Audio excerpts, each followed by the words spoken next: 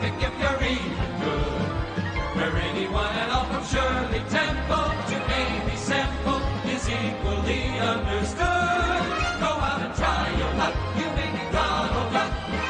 Hooray for Hollywood. Ladies and gentlemen, boys and girls, children of all ages, you are listening to a Radulich Broadcasting premiere podcast. Damn you, Hollywood!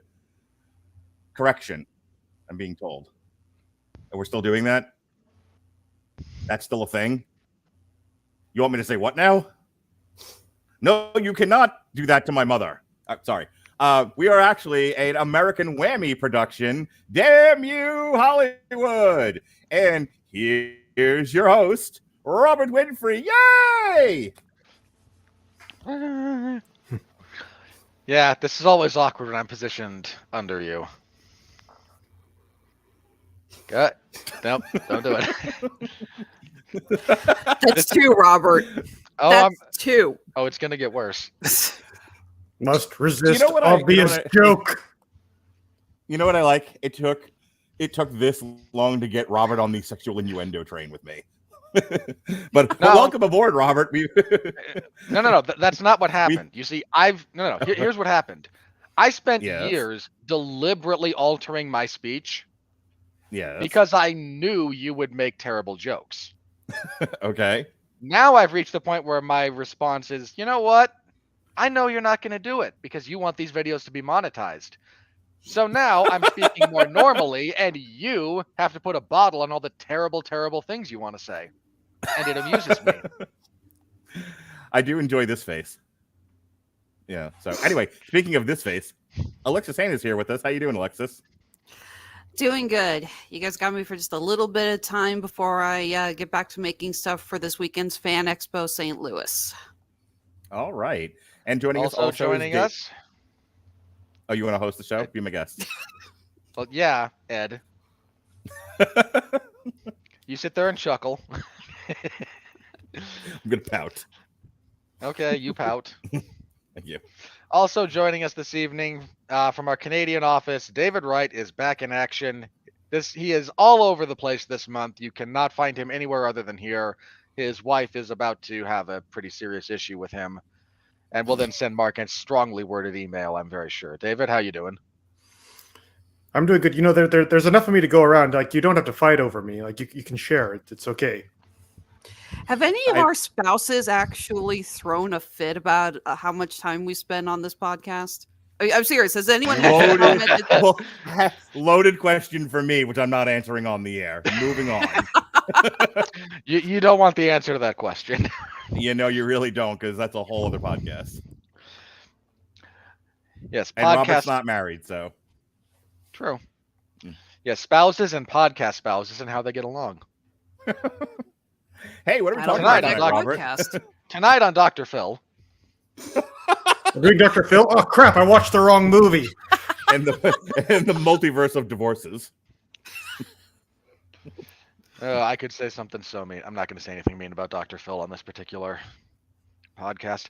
Tonight, ladies and gentlemen, we are discussing the latest entry in the Marvel Cinematic Universe and probably the only truly watchable movie that Phase 4 has produced, whatever value you want to give that, Doctor Strange in the Multiverse of Madness. No, sorry, that's not the title. It's WandaVision Part 2 featuring Doctor Strange. No, wait, sorry. The Many Misadventures of Venezuela Chavez. No, wait, that's not it. It is Doctor Strange in the Multiverse of Madness. See, I want to go back to what you said before. I know you didn't like Black Widow. I know you didn't like the Eternals. And I know you weren't a fan of Shang-Chi. But are you seriously going to throw Spider-Man No Way Home under the bus? Yes. See, I thought it was called... Take your nostalgic fan service and shove it. I'm going to try this one more time. So, Doctor Strange in the Multiverse of Madness. I thought it was called fuckers Doctor Strange in the Multiverse of Missed Opportunities. There. It is. There is that, Doctor Strange and bad fan service. Doctor Strange as written by Doctor Strange is written by Vince McMahon is what this really is. Doctor Strange in the Multiverse of too high expectations. So, Loki. He said the should thing. We just get? Should we just start talking about whether or not Sam Raimi should take over? David said the thing. David said the thing.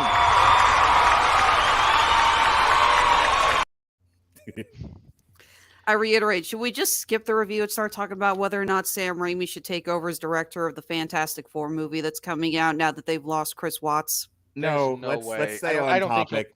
Look, we I only don't think have he'll 2 put hours himself to through talk that. about this, and there's 4 of us. So please, let's move this on. So again, my jokes aside about the terrible writing that went into this particular project.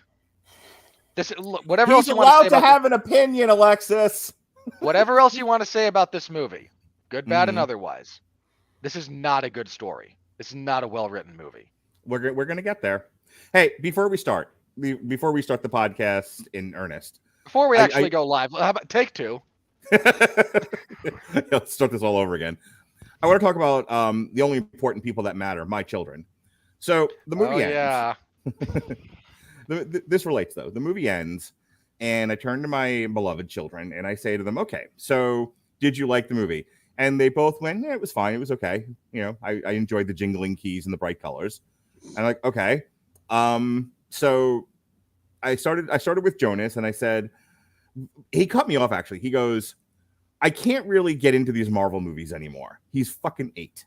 Okay. And I'm like, why can't you get into these movies anymore? He was like, because everyone dies and comes back to life. No one ever stays truly dead. It's hard to Uncle Ben. it's hard to get There's no invested. Uncle Ben in the MCU. It is hard to get invested in these movies when there's no high stakes. It just seems like nothing matters. The 8-year-old picked that up. Thank you. Okay. The Thank you, 8-year-old Jonas. is smarter than most people. And then I I swear asked these him- movies are written like comic books. Where I would don't you know get why. a half-assed idea like that? I don't know. I asked him, you know, of all the, I said, rank the Marvel movies. He said Shang-Chi was the best. Eternals was the dirt worst. This is just under Shang-Chi. And then I think somewhere in there was Black Widow. And I said, okay, did you like this? I said, did you like this more than Morbius? He was like, no, Morbius kicked ass. He gets to say that he's 8. And I'm like, what about? And I said, okay, but what about the best superhero movie of this year, the Batman? He was like, no, the Batman sucked. I didn't like it. All right. So that's the 8-year-old. The 11-year-old chimes in. And I said, what did you think of this? He's like, you know, first let me say all these Marvel movies are the same. They're all they're all just the same. They're all fine. You know, none of them are really different than the others. And I went, interesting that the 11-year-old has now come to the conclusion as Robert Winfree. I said, okay, well, rank the movies for me. She was like, well, Black Widow's number 1. I'm like, is it because Black Widow's a girl? She said, yes. And I said, okay, your opinion is invalid. So I was going to say, she didn't start supporting this one automatically because of the 2 moms. no. So I want to begin our discussion with No, when but she's gonna plots for Femthor. yeah, oh yeah, she already did. So like I'm already like dreading that review when it comes out, and you know, and Pat's reaction and everything, because I and really Pat's reaction being a symbol of the greater reaction of neckbeards throughout the world to Femthor. But I'll tell you, she saw Natalie Portman get the Mjolnir in the trailer, and she squeed. She was like, "Oh my god!" Like, so she's super thrilled because again, 11-year-old girl. But I just this is my only statement, and then Robert, you can kind of react and then go into the plot synopsis. I feel like when you've lost the elementary school age children in the Marvel universe, you've made some errors, and you better right the ship before the whole thing goes off the rails. You know what I mean? It's almost like they're comic books. But again, you're dismissing what I think are valid criticisms. In fact, but they're valid criticisms made by elementary school children, which means if they picked it up, don't you think the greater majority of people are going to pick this up? And there's a canary in the coal mine.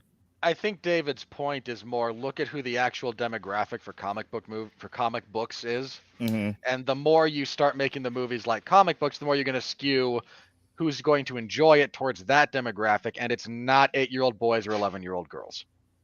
What is it, 40-year-old men? Yep. At this point, yes. Okay. All right, Robert, it's your show. I'm just holding the head. All right.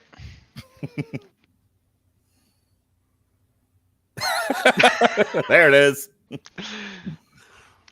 So, Doctor Strange and the Multiverse of Madness picks up with an alternate universe, Doctor Strange and America Chavez, as they run through the space between spaces, where they run into the aliens from Indiana Jones and the Kingdom of the Crystal Skull, and are being chased by George Lucas and Steven Spielberg, going, but we're going to make a 5th one. Sorry, they're being chased by a much less horrifying demon. How I long was were about you to say, working you had on a that very line? different experience in the start of this film than I did.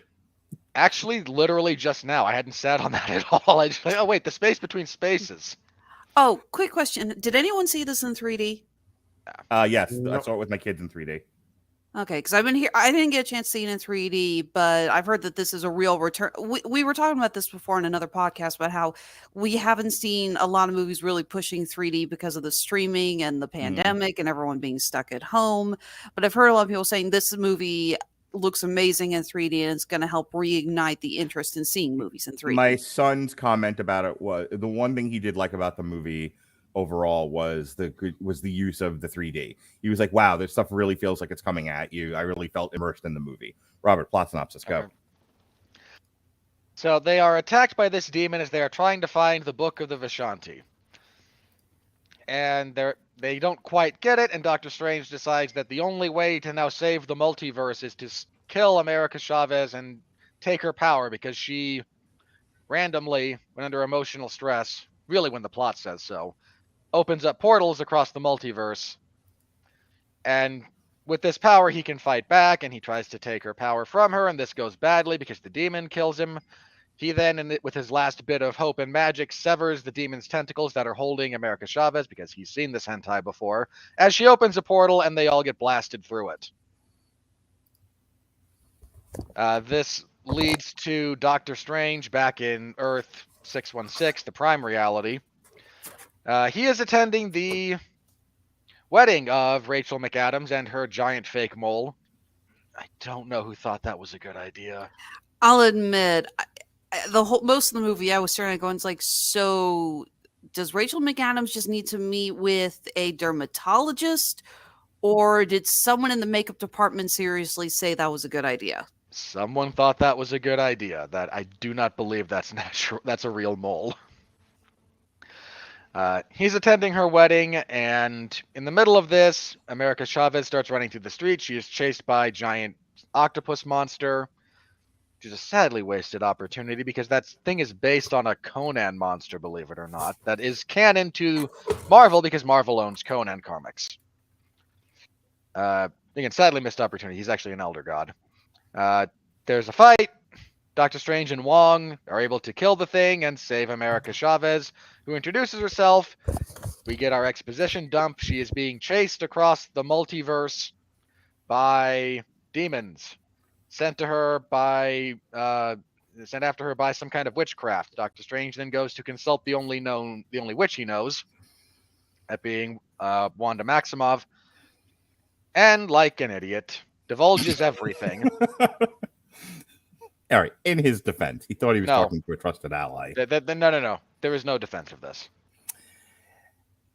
In context, he thought he was talking to a trusted ally. In context, he's talking to a crazy person who captured and tortured an entire town of people, and he is aware of this. In context, he does realize quickly that exactly what's going on when she lets it slip that she knows this girl's name. Okay, so it's Wanda all along. Moving on. She's the author. So, Loki. Oh, wait, you want to do that one Such too? a beautiful Okay. voice. It was all me, James. It's always been me, the author of all your pain. Yeah. Christoph Waltz is the next Scarlet Witch. I'd pay to see that. As long as they let the man actually act, sure. And don't change the costume at all. Well, they already changed it multiple times, but anyway. She says, "No, you will give me America Chavez and her powers, and I will use that to transport myself to a reality where my fake children exist." And Doctor Strange says, "You're going to murder someone, and then do other terrible things in order to satisfy your desire to meet your imaginary children." And she goes, "Is that really any different than you giving Thanos the Time Stone?" And Doctor Strange, because he's written to be an idiot, does not point out that, no, these two things are not analogous, you damaged, stupid woman. But she's a woman and she feels that way, and her feelings are valid. It's also pointed out that she's been using the Darkhold, which was established in WandaVision, and Strange confirms, although, this does kind of come out of nowhere. The more one uses the Darkhold, the further from reality they get. Okay, isn't it Darkhold? HOLD. Yeah, I thought it was Book of called- Evil. Either way, it's not quite the Necronomicon, but it's close. Also, this got heavy play in Agents of S.H.I.E.L.D., where when it was being used, it was driving people crazy. Yeah, but nobody saw Agents of S.H.I.E.L.D. I'm just throwing the context out there. Moving on. That's true. Dude, Andrew, God bless him. When he saw the end of WandaVision, was like, hey, how'd the Darkhold get from wherever Robbie Reyes had it to here? And I just told him no one watched Agents of S.H.I.E.L.D., so they don't care. so they stole it out of the prop room. Pretty much. So she also... There's a line that she says in this confrontation between her and Strange that you're not supposed to laugh at, but my entire theater did. Is it the one about all mothers make their children with magic? Magic. Yeah, everyone has been, on Earth has been laughing at that line. Yeah, it's a terrible line, and the writer of this should feel bad. Moving on. So she threatens violence if America Chavez isn't handed over. Strange reconvenes with the Sorcerer Supreme, Benedict Wong, whose character is Wong. They try to fortify Kathmandu. Carmitage. Kathmandu? Why not? They try to fortify Kathmandu, but Scarlet Witch is our terribly, terribly overpowered, ill-defined antagonist, so she overcomes them. She's been overpowered, terrifying Always. antagonist in the comics. Oh yeah, always. I'm sorry. Anyone who says it's like, oh, she's just too OP, it's like, that has always been Scarlet Witch. Her powers have always been OP. Yeah. So they lose, and Doctor Strange and America Chavez hop into another universe. Yep. Thank you, David. Waiting for the videos that analyze that little moment where they fall through multiple universes. One's animated, one you can clearly see dinosaurs, one they're underwater. Yes, they ran through one of the Apple. They ran through one of the Apple screensaver deals. Go on, Robert. I'm sure the YouTube ecology will be fostering that very, very quickly. Anyway, they wind up in a different Earth. They abuse Bruce Campbell because it's a Sam Raimi movie. Yes. Bruce Campbell's good. Look, the fact that it was Bruce Campbell's right hand that attacked him yet again made me really laugh. So I appreciated that. I'm just upset that we won't get Bruce Campbell as the Beyonder. I was hoping for that. We still might. So they meet Nothing the Illuminati. Matters, the multiverse. Yeah, they show up. They meet Baron Mordo. It turns out that Doctor Strange in this universe is dead. So they get a bit of the lowdown from Mordo. Mordo says, I have a MacGuffin for you that will help you out. And here's how you get to the Book of the Vishanti. By the way, I've drugged you. Now you get to meet the Illuminati, and this is where the Vince McMahon writing comes in. Oh, you like Zack Ryder, do you? Here's 5 minutes of him with the IC title, and then he spends 8 months being a cuck and a bitch. And I'm not using that I'm not using that the way it's usually used. That's literally the story they told. Yeah. Okay, can we use a metaphor for those of us who don't pay attention to wrestling? Sure. You're supposed to like X. You couldn't get the context of he used him as a cuck and a bitch. It was like self-explanatory. Moving on. So they meet the Illuminati, wherein the writing is, oh, you like John Krasinski as Reed Richards. Oh, you want to see the X-Men. Oh, you want to see all these things. Well, here you get 3 minutes, and then Wanda violently murders all of them. You're lucky so-and-so. Now shut up and like what we tell you to like. Damn it. Yeah, they're imprisoned there. Wanda shows up through the magic of dreamwalking. She kills the Illuminati. In some cases, in ways that don't actually make sense. Mm-hmm. I'm assuming you're not a fan of what they did with Black Bolt. I'm not, Nope. but I'm... but more importantly, you killed Captain Marvel by dropping a statue on her, really? I'm surprised she was the only one. I'm surprised she wasn't the only one that lived, considering it's Captain Marvel and, the look, of course Black Bolt and Reed Richards die immediately. Yes, immediately. Like, no, don't even have a fighting chance. At least we were saved from having to deal with Tom Cruise as the superior Iron Man, because that was the big...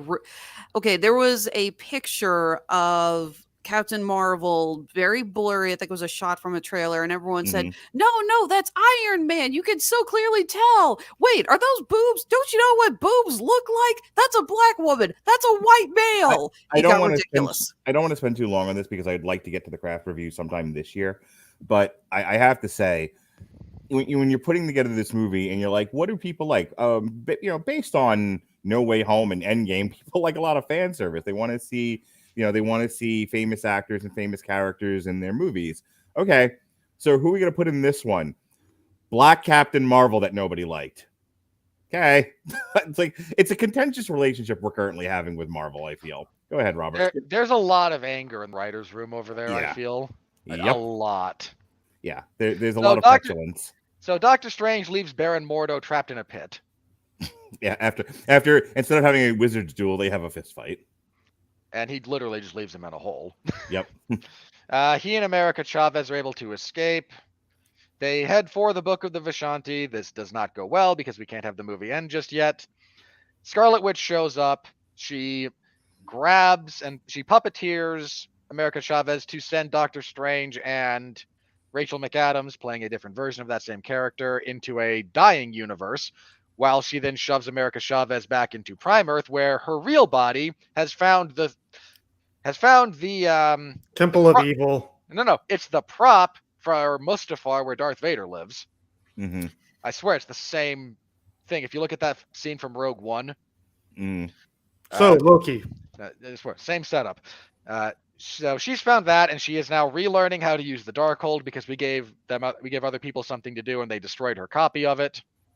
Yeah, apparently this temple has the original ruins that the Darkhold, I don't know, were inscribed on.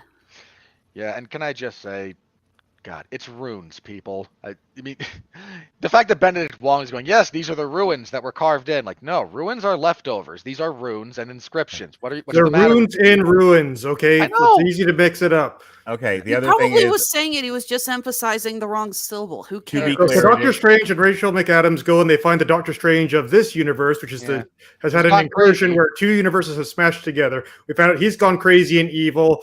Doctor Strange fights evil Doctor Strange. Doctor Strange wins. He grabs the Darkhold copy that they have in that universe, uses it to possess the zombie body of the Doctor Strange that died at the beginning of the movie, goes, finds Wanda, takes the demons that go out of him because he is using dark magic, moves them all together into a cape. They have a big fight. He throws the demons at Wanda. Wanda starts kicking his ass. He realizes that the solution to the problem is to free America Chavez so that she can fight Wanda because her powers are about the same, telling her that she has been able to control her powers all this time because whenever she jumps dimensions, they jump into exactly the dimension that they needed to go into to progress the plot and get to this point. She fights Wanda. People say that she beats Wanda. No, she does not. They fight to an even standstill. So realizing that the solution is not to beat Wanda, but to open the dimension door so she can go and get to her kids. But in doing so, she would have to violently murder Wanda's mother in front of their eyes. The kids get scared of Wanda. Wanda says, no, I'm not a monster. Please don't be afraid. Realizes that, no, this isn't going to work out. Alternate dimension, Wanda says, don't worry. I will make sure that the kids are loved.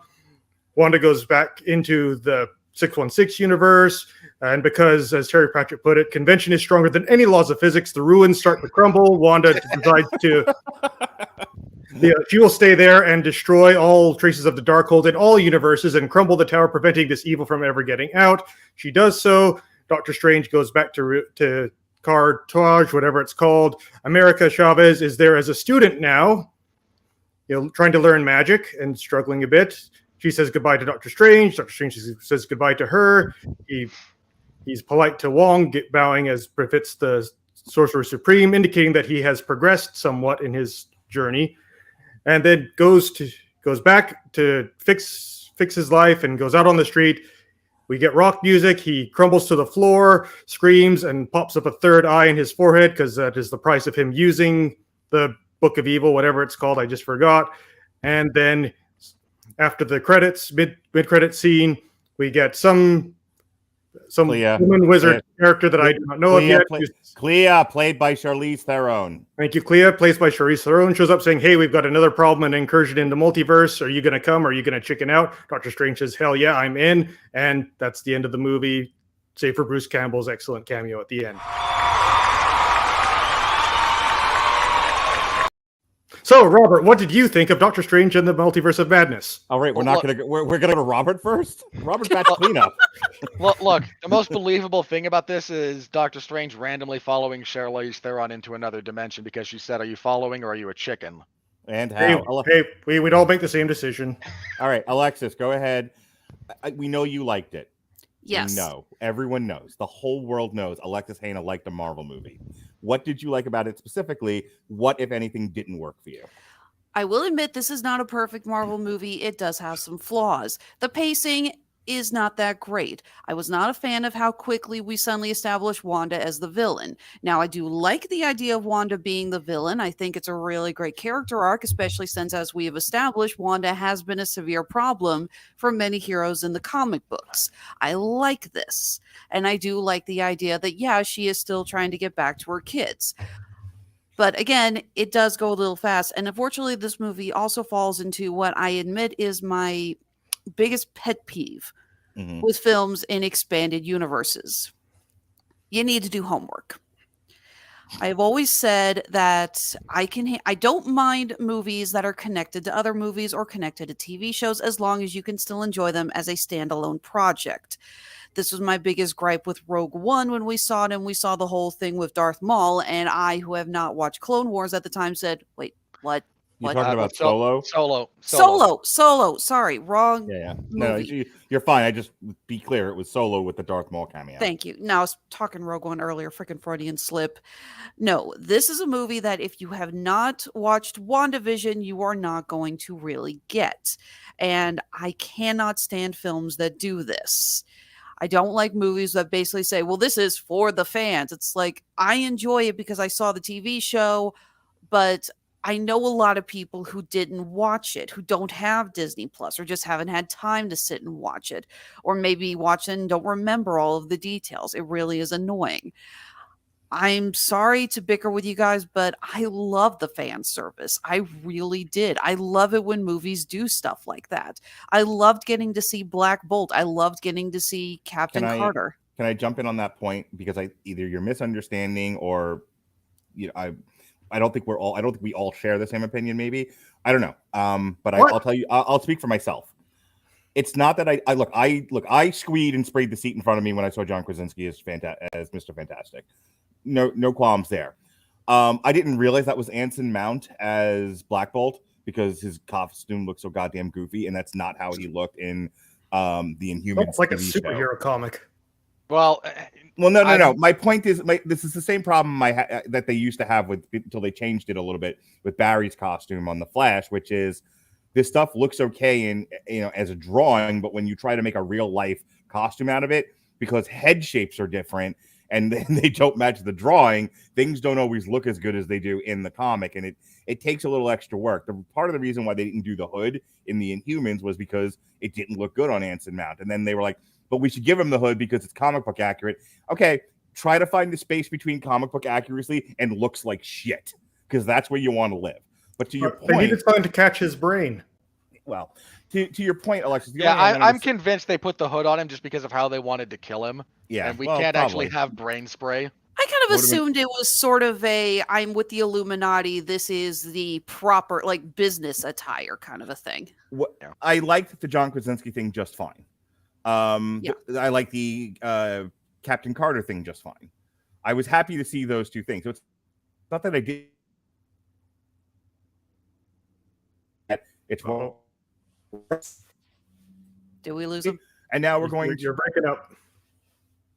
And yeah, I just saw the screen think for a moment.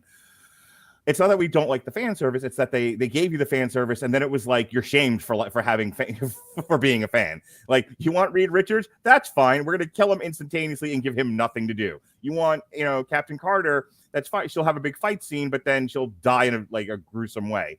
It's like, what? Why did you do this then? Do you just hate the fans? That's the issue with it. Go ahead. Okay, admittedly, not a fan of how quickly they killed off the characters or warped them, I believe is the terminology. I'm with Star Trek fans. I assume you guys got that. Mm-hmm. That's fair. But yeah, I did get really excited about seeing Krasinski as Reed Richards, even though that was spoiled for me. God damn you, Twitter. And I really do hope we get to see him with the Fantastic Four movie that's coming out. I really hope that this was a tease or a taste, so to speak. But I really did enjoy that. I will also admit I was kind of hoping to see more of Mordo. Cannot pronounce his name to save my life. It's like Chiwetel Ejiofor or something like that. Something like that. He is a brilliant actor. He is amazing in everything I've ever seen him in. Hell, he was like one of the good actors in 2012. And True. And I love the idea of him as Mordo, and I loved him in the first Doctor Strange movie. I especially like how they developed his character more, because in the comics, Mordo is simply, why does he get to be the Sorcerer Supreme? I want to be the Sorcerer Supreme. And I'm glad that they gave him more development. I was a little annoyed that we didn't get to see that, because I wanted more of the actor, and I wanted to see more of that character. But for the most part, yes, I enjoyed this. I love that we actually got a Sam Raimi horror-style comic book movie, because that is his strength. That is what the man excels at. It's not overtly too scary, I don't think, but there are some really great moments that are just dripping with his style, and I love that. This is the kind of movie that if I hear Sam Raimi's directing, I want to see this kind of stuff. I want Army of Darkness. I want Drag Me to Hell. I love that kind of stuff, and I love that he got to be himself with this.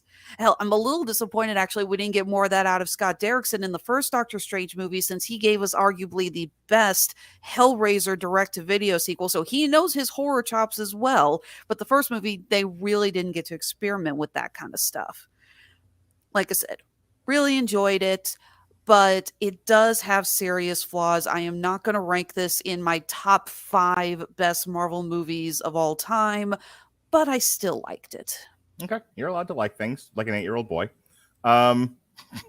You phrased that so badly. No. Go ahead, David.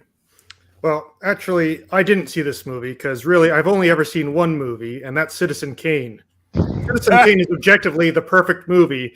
So to watch anything other than Citizen Kane is to lower my standards to hogwash made for the unwashed masses. And I'm just too objectively observant for that. So because this movie was not perfect, it is obviously absolute garbage that should never ever be consumed by anyone. Thank you. Okay, in all seriousness. Look, I appreciate you stealing my gimmick, but if you're gonna do that, I will just leave. I can just leave. Well, I did already steal the summary, so I guess I'm on a roll here. No, sorry. Yeah, really. I feel like Alexis and I need to leave you two alone for a moment. I think we need to leave them alone and give them pistols at 10 paces. I think there's been enough innuendo in this podcast for one episode. Thanks, but not even close. Wait, hang on. Ooh, that's a bingo. Mark, you were having way too much fun with your sound clips tonight. If you're going to use that clip, you do need to have the next part of it where Brad Pitt just deadpans. You just say bingo. Please continue, okay. Dave. So in all seriousness, yes, this is not a perfect film. It has its flaws, but I still enjoyed it more than I did not enjoy it. Mm-hmm. I agree with Alexis that if you have not seen WandaVision, it's quite the leap. They're throwing you in the deep end at the start of this thing, and I've always maintained that Marvel does a great job of making it so that the continuity is there for those who like it, but if you don't, you're still going to follow along. Like Mm-hmm. If S.H.I.E.L.D. shows up, yeah, if you're a fan, you're like, oh wow, that's S.H.I.E.L.D. If not, it's like, okay, it's the government guys. It could have just as easily been the FBI or right. Sector 7, whatever the heck. My favorite example of that is that in Avengers Endgame, when Robert Redford and the guys from S.H.I.E.L.D. show up to take the glow stick of destiny, I think, that's what he calls it. When my parents saw of Endgame, my mother had not seen Winter Soldier. Mm-hmm. I don't know why. I don't know why she wouldn't see it, but she hadn't seen it. But she was still able to pick up bad guys. Yeah. So, yeah, it's like, if you know who they are, it's great. If not, you can still get it. Yeah, whereas if you haven't seen WandaVision, like, when did Wanda have kids? Say, what? Huh? Like, what happened? It's like, what happened with all that? What if it was Vision? Well, what happened to Vision? Yeah. Yeah, it's confusing there, but he's got a palette swap and he's off finding himself. Yeah, like maybe Wanda's heel turn was a bit too quick, but I also kind of appreciate that they just got on with it. I did find it her like, you know, when I do something, like, people fear me, but when you do it, you get applause. Like, well, he basically risked his own death for 4 years to save half of all life in the universe. You tortured a small town to the point where they were begging you to kill them because you were upset over your trauma dealing with your dead husband. Which, I mean, to be fair, that was a pretty horrible bit of trauma she went through. But still, it's like these two aren't exactly quite on the same level. Like, you know what I like about that, though, the fact that people draw false equivalencies pretty often. Well, I deal with a lot of people in my personal and professional life who do think it's all relative. Everything is the same time. It's a flat circle, and it's like, no, two things that you're comparing so that you can win the argument are not always actually equal. Yeah, so the brigade that's saying the SJWs are ruining Marvel movies, I submit to you Wanda Maximoff in this movie. Go ahead, Robert. The problem with that, it's not that she's drawing false equivalencies. That's fine. Like, you're right. People do that. It's that no one calls her on her bullshit. Mm-hmm. So by extension, the audience, like, again, when she says all mothers make their children with magic, and no one in the history of the world has ever thought that should be a good line. Right. And yet she says it, and there is no retort from ostensibly our hero. It's just, no, you're right. You have moral high ground here. Yeah, it's like when Anne Hathaway says, love is the only thing that can travel faster than light in Interstellar, and nobody says, how did you get to be an astronaut? Yeah, look, all the scenes. Love is the only thing that can travel faster. These things are written where the female character draws a false equivalency and says something asinine, and the male lead slaps her in the face with his dick. But unfortunately, every single time that gets cut out, except in France. France gets it all. Go ahead, David. Yeah. But otherwise, like, it didn't. The cameos didn't bother me. I thought, okay, it's always nice to see Patrick Stewart back as Charles Xavier, and I kind of have to applaud the guts for them going with the whole X-Men '90s cartoon big ass hover chair, which kind of looked kind of funny because it goes so up on Patrick Stewart's torso that he's just kind of like this, like he's a baby in a high chair. Yeah, it's like maybe you could have slimmed that part of it down a little bit. Still props to Danny Elfman for working in that leitmotif. Again, I know we'll get to this when we get to something else later, but Elfman really nailed the score in this movie. He really did. Yeah, that was totally good. Not doing Amazon plugs anymore. Yeah, that's okay. Yeah. But the music that was nice to get that little music sting in there. Yeah. Like I actually didn't. I knew Captain Carter was going to be one of the Illuminati. I didn't know about Mordo or the Captain Marvel. I was surprised to see Reed Richard, and even in the theater, there was a bit like woo. Yeah. Some wooing when he showed up. I was like, oh, okay, that's kind of cool. And it didn't bother me that they weren't there for longer. They were there to do what they needed to do. It was a fun little bit of fan service. Watching all the creative kills were great. I was scratching my head how Black Bolt's skull cap is apparently more powerful than Black Bolt, but because PG-13. Yeah, that makes sense. But it was just for that. This movie got away with a lot of gore for a PG-13 film. Yeah. The Captain Carter scene, that was kind of the whoa. But she's been bifurcated. Yeah, I was a little worried about the film because they said this is going to be a straight up horror film, and much like you, Mark, I'm a big weenie when it comes to horror movies, but I also really like the first Doctor Strange. But what I like about Doctor Strange is I think he might be becoming my favorite Marvel hero in the MCU, just because he's a decent enough guy. He has a bit of that dry wit and sort of like, oh geez, what am I in for now kind of aspect to him, but he tries to do the right thing. He tries to be a good person. He doesn't always get it right. And he's also very clever in how he approaches his problems. Like it's not always about, I have the bigger spell casting level, so my blue lightning will get farther than your red lightning when we do the whole lightning bolts shooting straight at each other thing. It's, like we had a scene where they fought with musical notes, and the score changed to reflect that. Beethoven versus Bach. That is honestly the best part of the movie. Yeah, and I was just sitting there thinking, like, man, Marvel really does never do anything different, do they? No, that was right up there with the first Doctor Strange, where they had an idea. They didn't want to do blue laser in the sky or everyone throwing kamehamehas at each other, like they do in every other Marvel thing. So instead, they were like, what if we, we're doing magic, we have to have them fight some way. The music notes thing was actually pretty brilliant. So I want to just point out here, Derpy Gaming says Doctor Strange and the Cash Grab of Madness. Thank you, sir. Yes. Welcome to capitalism. I hate to break this to you, but the entire film industry is a cash grab. There is one True. question that kept coming up, though. We know based on, oh my God, what Dr. West, I think was the guy, that's the name of the other doctor. Yeah, that like he talks Nicodemus West or something like Okay. that. Right. There is an interesting idea that it's now apparently known that Doctor Strange gave up the Time Stone to Thanos because he said that was the only way. And I do actually like this scene with Dr. West, although the whole I lost my 2 cats thing was a little silly. But yeah, he's like, my brothers died while I was dusted and I didn't get to say goodbye to them. And you realize there was probably thank you. Wow, the way to derail my thoughts. No, we have seen stuff like that again through WandaVision and others where someone is dusted, comes back, and in those 5 years, their lives have gone on without them, and many of them lost family members or their spouses moved on, and there apparently it's knowledge that this is because Strange gave up the stone. And even though he says it's the only way, there's a lot of people saying, really? Was it really? Obviously, no one's going to believe he saw, the ending, 14 million. The implication is when Hulk brings everyone back, this is the line about Black Widow. I'm going to go right in. Dave, unless you have anything else, I'm going to go right into my craft review from here.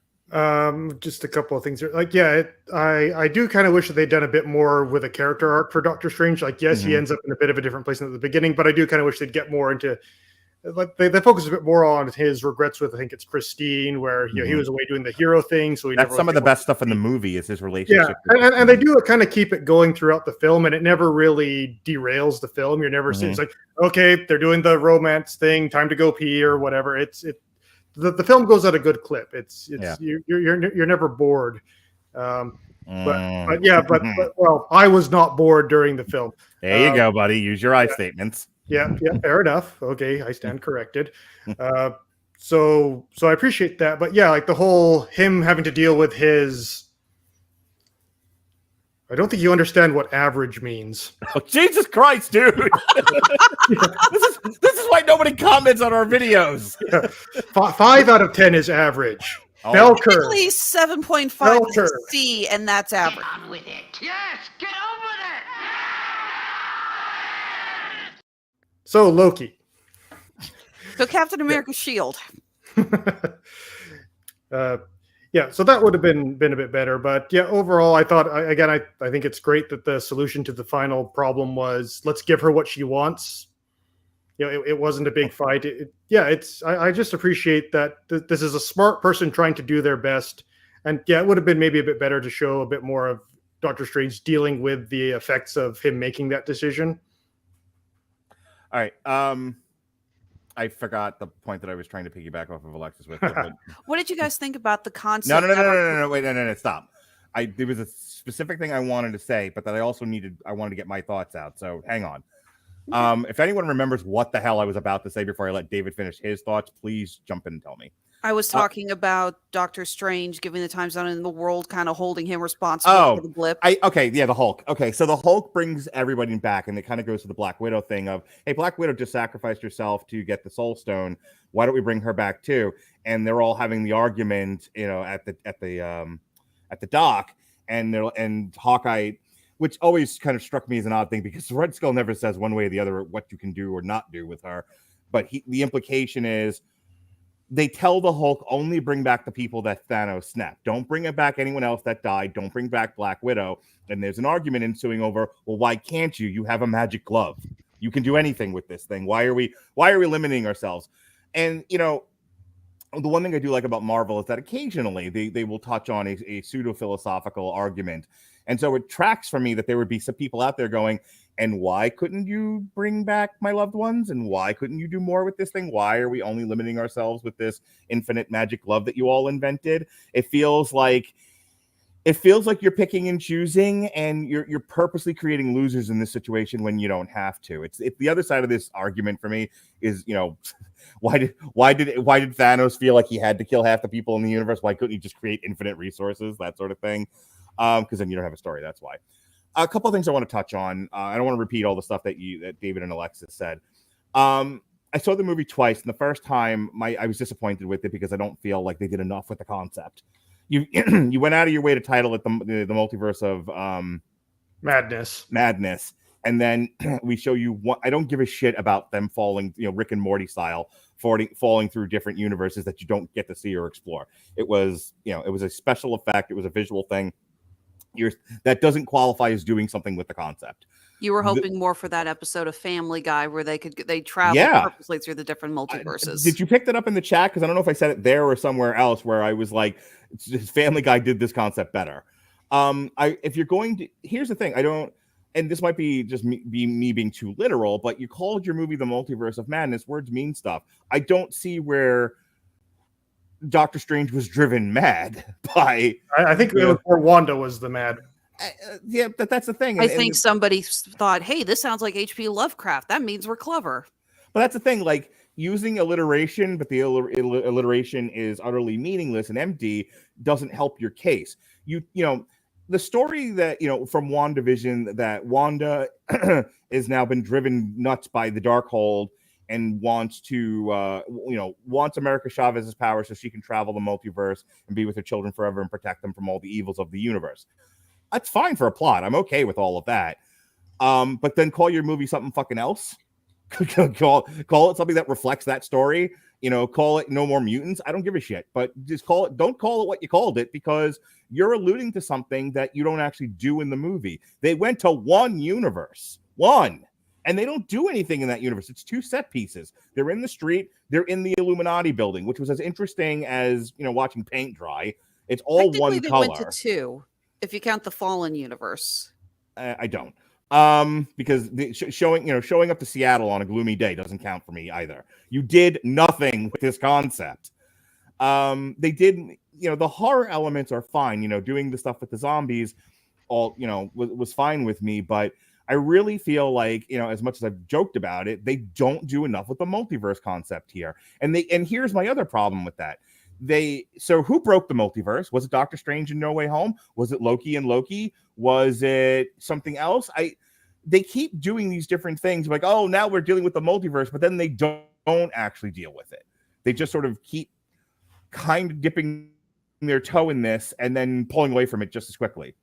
And it really bugs me.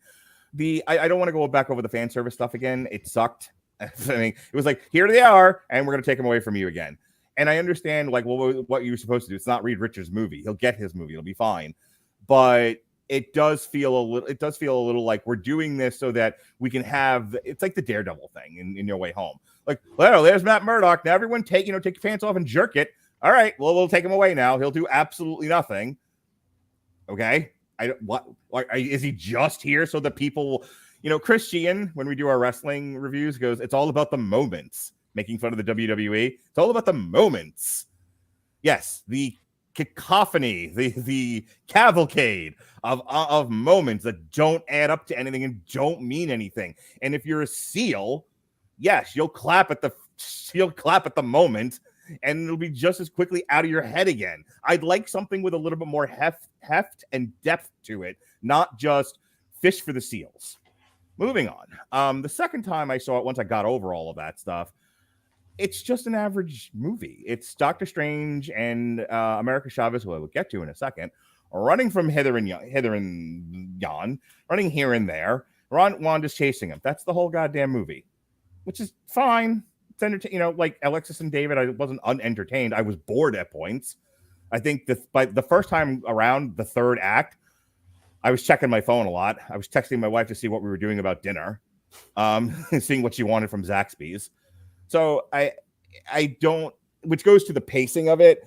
I don't mind so much that they established Wanda at the beginning as the bad guy.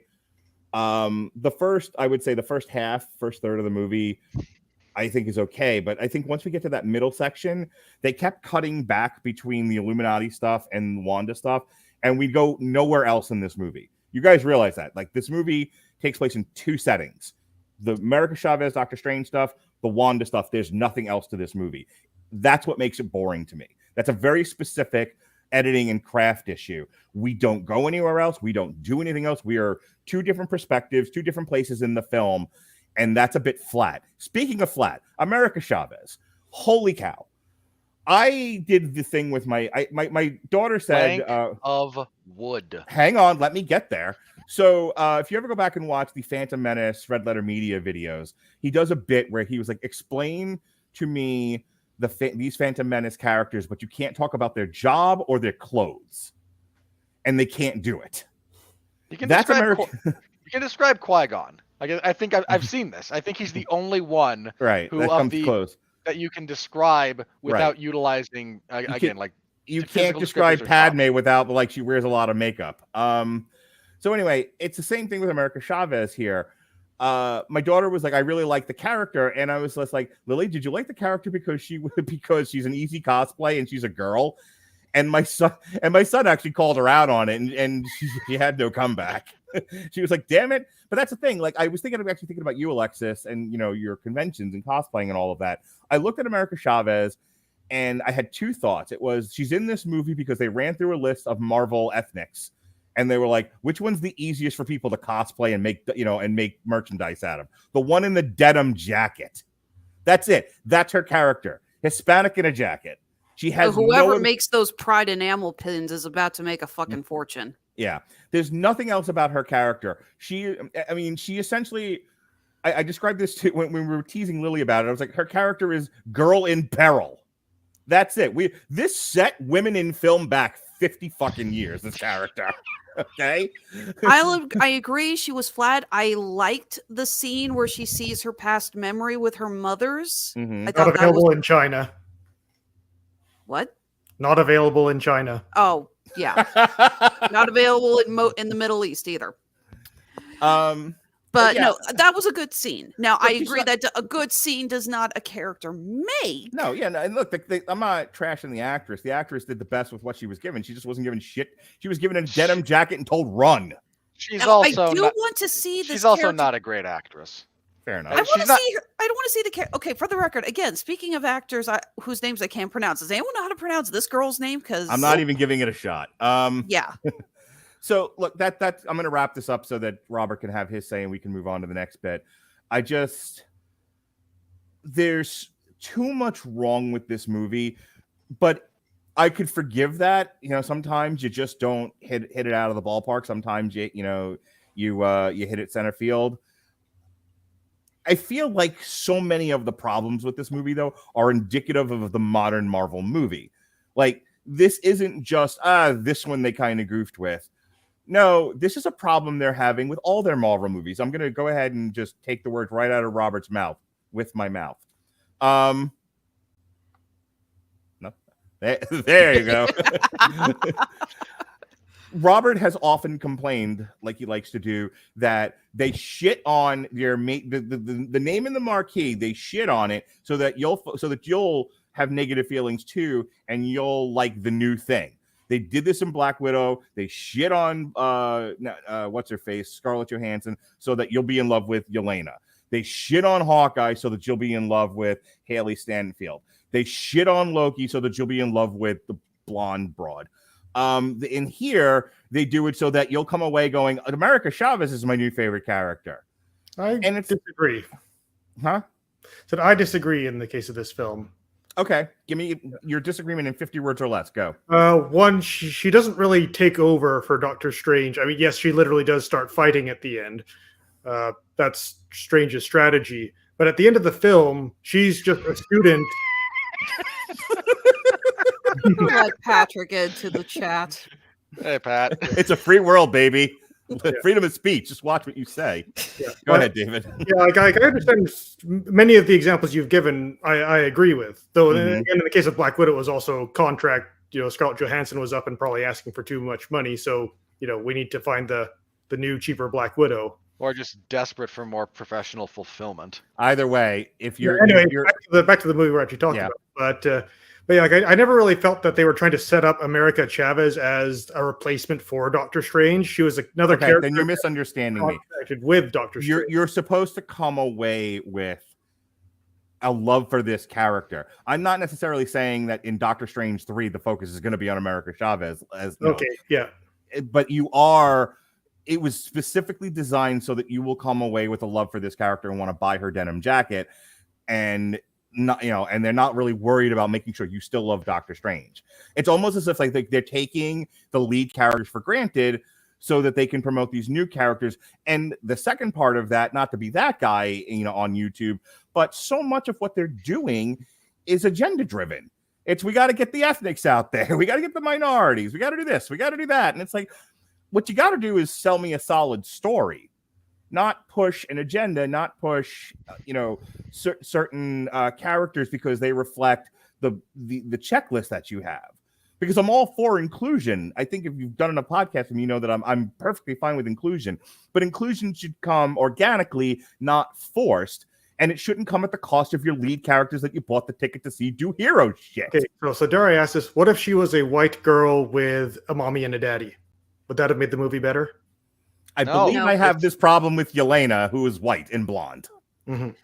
I'll agree with you to an extent, Mark, on the grounds that I do want to see more of America Chavez, but that's because I'm a fan of her character in the comics. I am not if I had never read, I'm not reading Pat's comments anymore. Nope, you're good.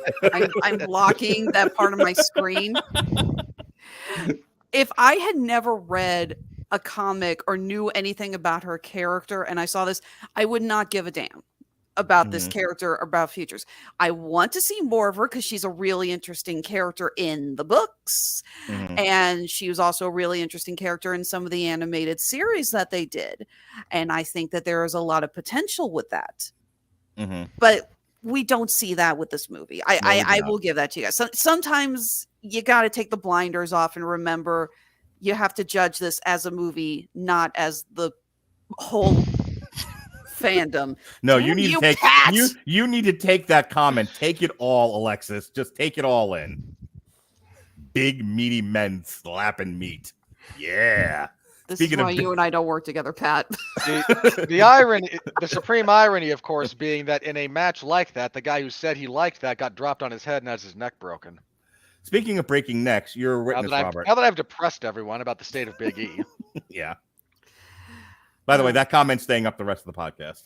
So, what I was about to ask earlier, when Mark couldn't remember what he was going to say, and I was trying to find another way to move the conversation along. What did you guys think about this idea that our dreams are the parallel universes and we're looking into other universes? What did you think of that? No, we're going to put that on hold. Robert, your actual craft review, and then before we move on, we will address dreams made of cheese. Go ahead. God bless Sam Raimi. He dragged this story kicking and screaming into being a watchable film. This is a badly written movie. Here's the problem with the entire multiverse concept. It fundamentally invalidates 90% of your problems. Wanda wants her kid. So we take 5 minutes, we have Doctor Strange give his motivational speech at the beginning of the movie. America realizes all I have to do is believe in myself, and I find you a reality where your kids exist and Wanda doesn't. Yeah, and Rick and Morty are good. How does Rick and Morty have a better concept of how to do this and the repercussions than you do? Because they do. I have just as many problems with America Chavez being like, I'm the only one. No, this is not how infinite possibility works. Straight up, no. You are not one of one. Wait a minute. You can't expect Hollywood writers to know math. Nobody knows. I don't like the idea that she hasn't come across any other copies of herself, so she thinks she's the only one. But no. You're right. She is unique and special. No, you're not unique. You're not special. If the multiverse is real, literally nothing you do will ever matter. Ever. Apart from the fact that you will theoretically live forever. Yes, moving on.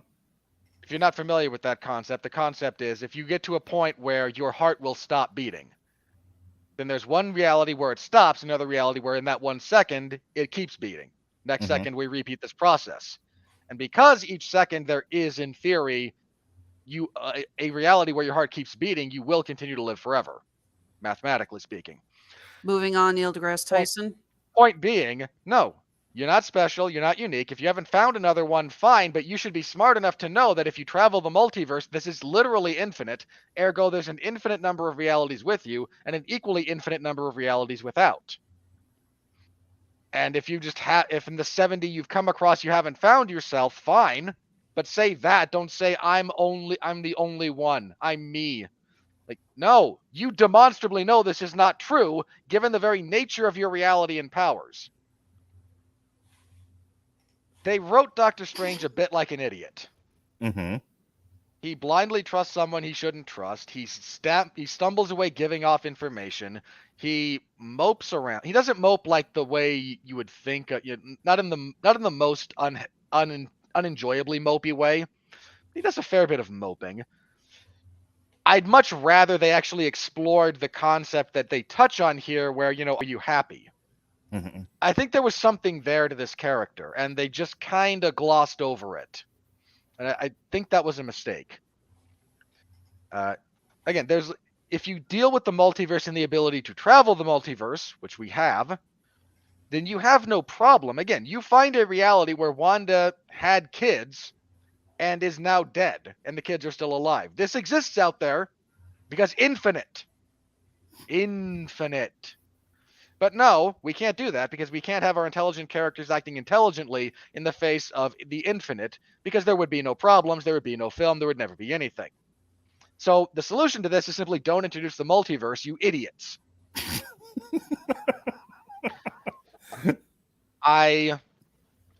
The acting in this movie is good. Sure. Cumberbatch and Olsen both do a very good job with the material they're given. Olsen knocks it out of the park. I think this is her best. Again, her writing is not the best, but No, I think she gives her best version of the Scarlet Witch that they asked for this. Sam Raimi was allowed to let her be a bit unhinged, and it worked. And she played it very well. Like I said, the acting is, apart from America Chavez, the acting is not a problem in this movie. Mm-hmm. The visuals are great. This is a gorgeous thing to look at. This should tell you what a bunch of computer-generated artists are able to put together if there's a bunch of them working on the same thing. So that's a definite positive. Go see it in 3D. Enjoy it. There's moments when you get Sam Raimi's flair to this, and they are the best things about this movie. Mm-hmm. The other problem one of the big problems I had with this, again, apart from the logical inconsistency, which drives me nuts, but I accept that I'm me. How do I say this? Dang it, I lost my train of thought. I'll find it again. Oh, that's it, tonal. This movie is tonally very dissonant. You could see which parts of this film are reshot. Yeah. You can see which parts of this film are written by the screenwriter and which parts were Raimi, I assume, heavily rewriting.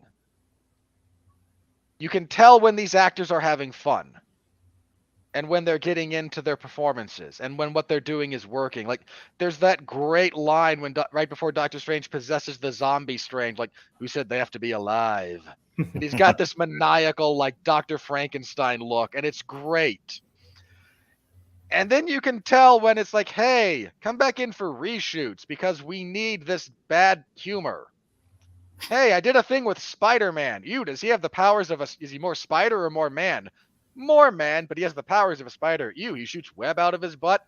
Wow. You feel good about that? As much as that line was stupid, I did love the whole, no, well, maybe, because they didn't actually know. Sorry, that part made me chuckle. The Cumberbatch's delivery of that makes that work.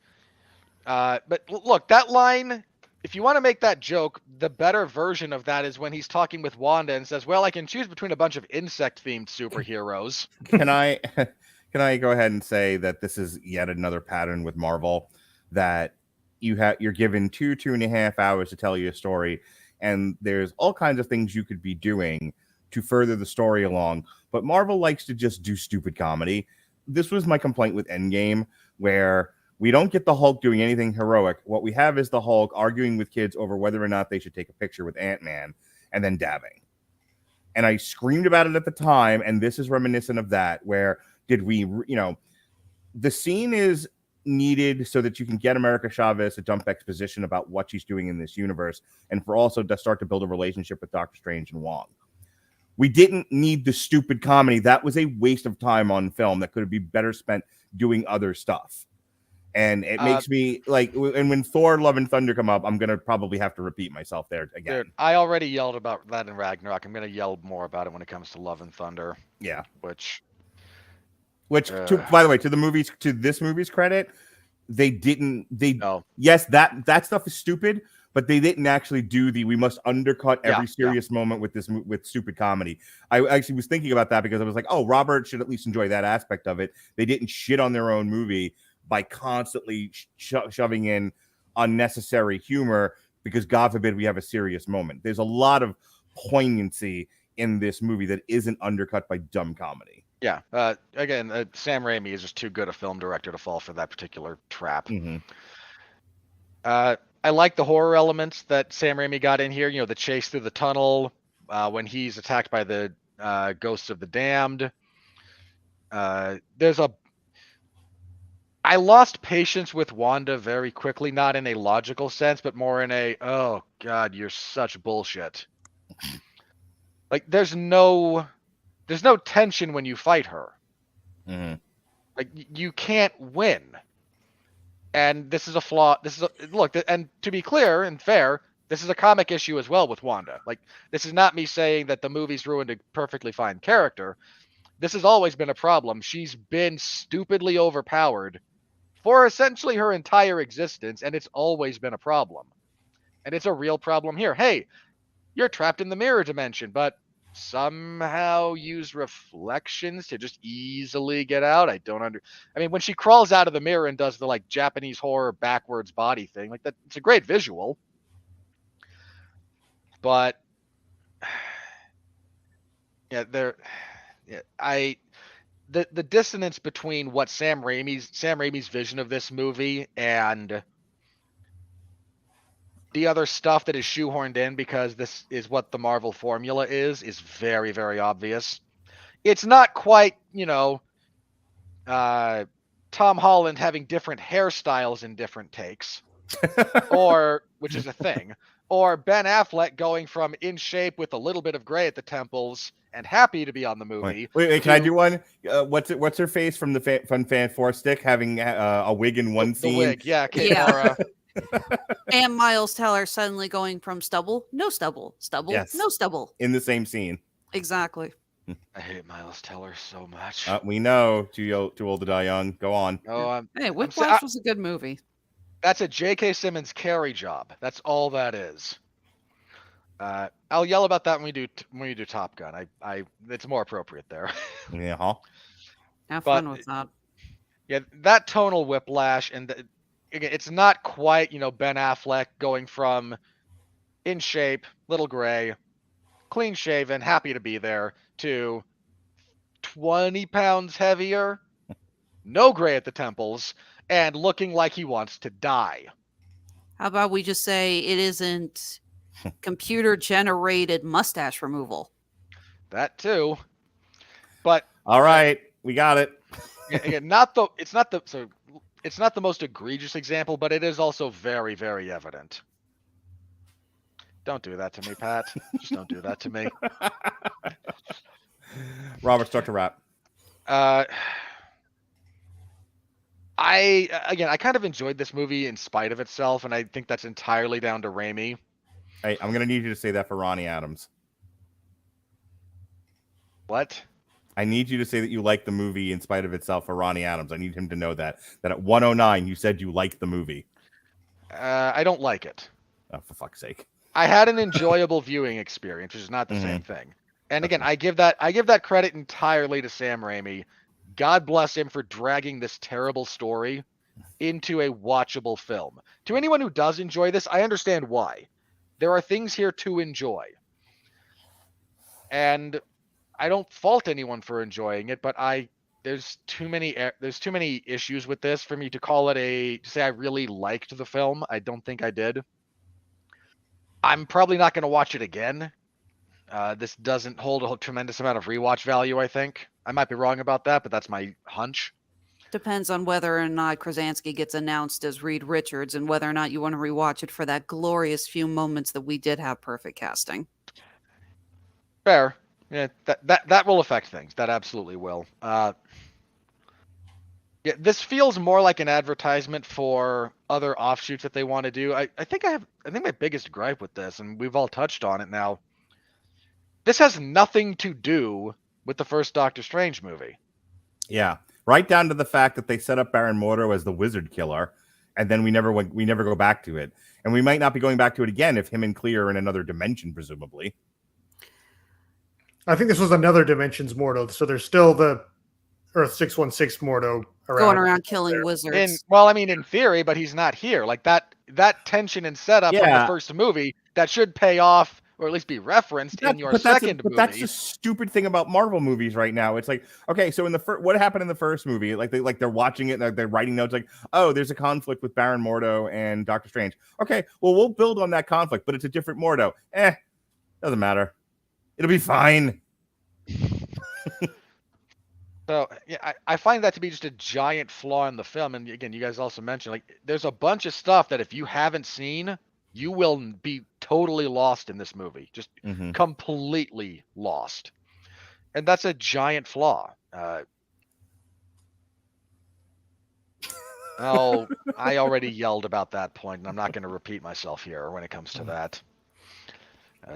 When Mark and I reviewed the first Doctor Strange, we had a lengthy bit of time when we actively dissected the whole, it's just an Iron Man remake. Yep. Go back and listen to our Doctor Strange review. Anything else, Robert? Because if not, we got to move on to the money. Last thing, I think, the battle between Doctor Strange's fighting with music, we all mentioned, that's brilliant. Yes. That's genuinely the best thing in this movie. By far.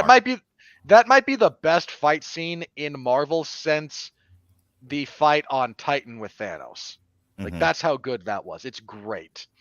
It's enjoyable. It's different. It's easy to follow. We mentioned Danny Elfman. Yeah, Danny Elfman's awesome.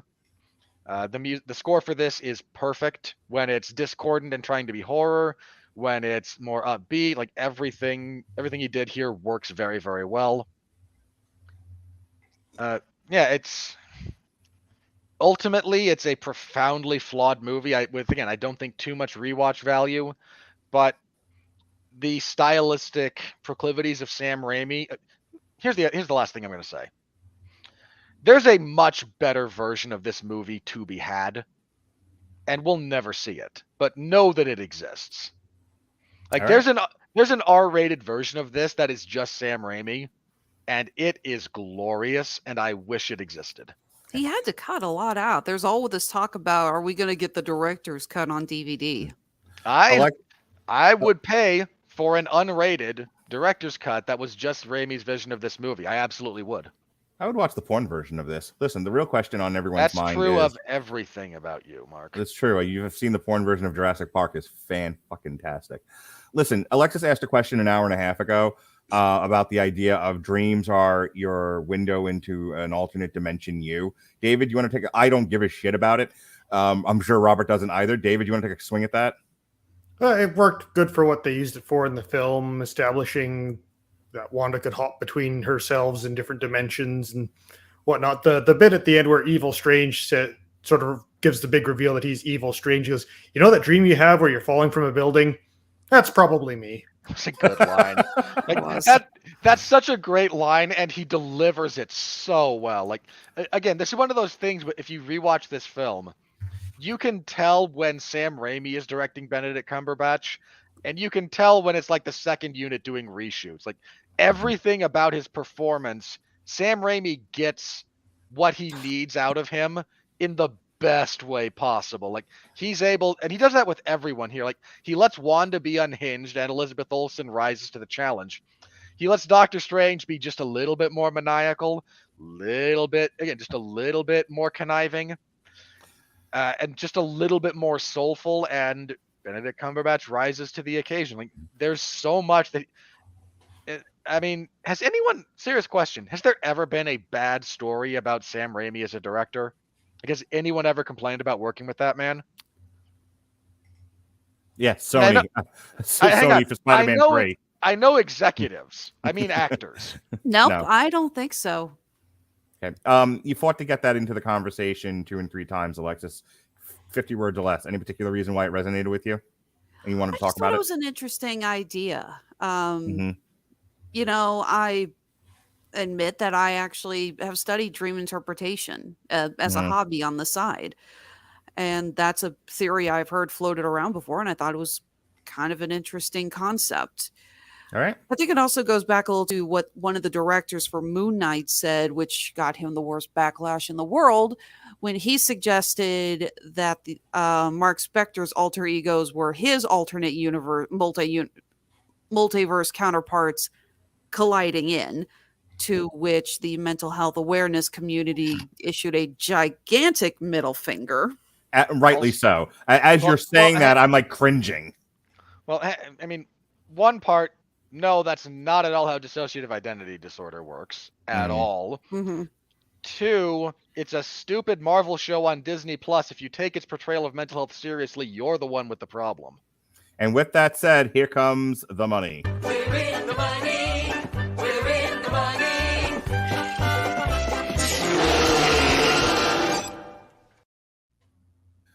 Well, this movie is doing gangbusters. It has a budget of 200 million. 200. We might as well just calling it. It has a Marvel budget because they're all 200 million now. And even when other movies are not Marvel and they get $200 million, we just call it a Marvel budget. So it has a Marvel budget of $200 million. So what are we going to call the Avatar budget when it comes out that thing costs like Sweden? Its current box office worldwide is $479.1 million. I think this banked in one weekend what the entire run of Godzilla vs. Kong was. This is wildly successful. Not quite No Way Home just yet. It'll end up being more successful than the Batman. I think it's like the 11th most successful movie domestically or some shit like that of all time or something. It's breaking all kinds of records. Certainly since the pandemic and the Great Reset. It is hang on. You can't see Robert's poor face anymore. I'm coming, Robert. I'm coming. As much as I don't want to take big meaty men slapping meat down. There we go. There you are. Hello, pretty boy. As the well done. It's just wildly successful since the Great Reset and the pandemic. And it's you and I talked like maybe it makes $1 billion, maybe it doesn't. I think at this point it's projected to, unless it has a major fall off. And here's what I'm going to tell you: it has another weekend of pretty much unabated. There's no competition. Its only competition is Firestarter, and that's day and date on Peacock. The following weekend, the only thing I have on my calendar is a Disney Plus movie, the Chippendale. I don't think the 20th is anything of note. I think it's a lot of streaming stuff. So that's 2 weeks now of no competition. And then Top Gun and Bob's Burgers comes out the 27th. Maybe.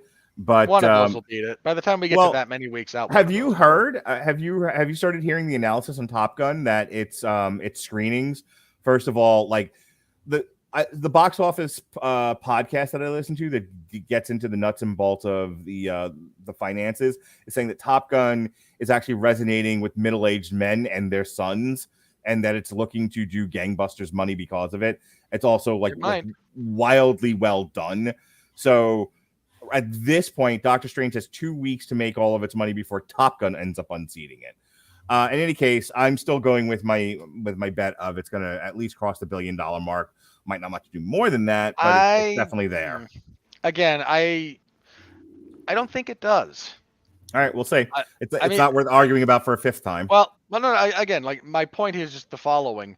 Mm-hmm. I think it's going. I mean, it's already burgeoning on financially successful. Its budget is going to be more than 200 million when you factor in reshoots and delays. But that's kind of a moot point because it's going to be successful enough to be profitable. Mm-hmm. But I think $1 billion pictures are going to be a lot rarer lately. Okay. And yes, rarer, but that doesn't mean they don't happen. And I think Doctor Strange is one of those. Hang on.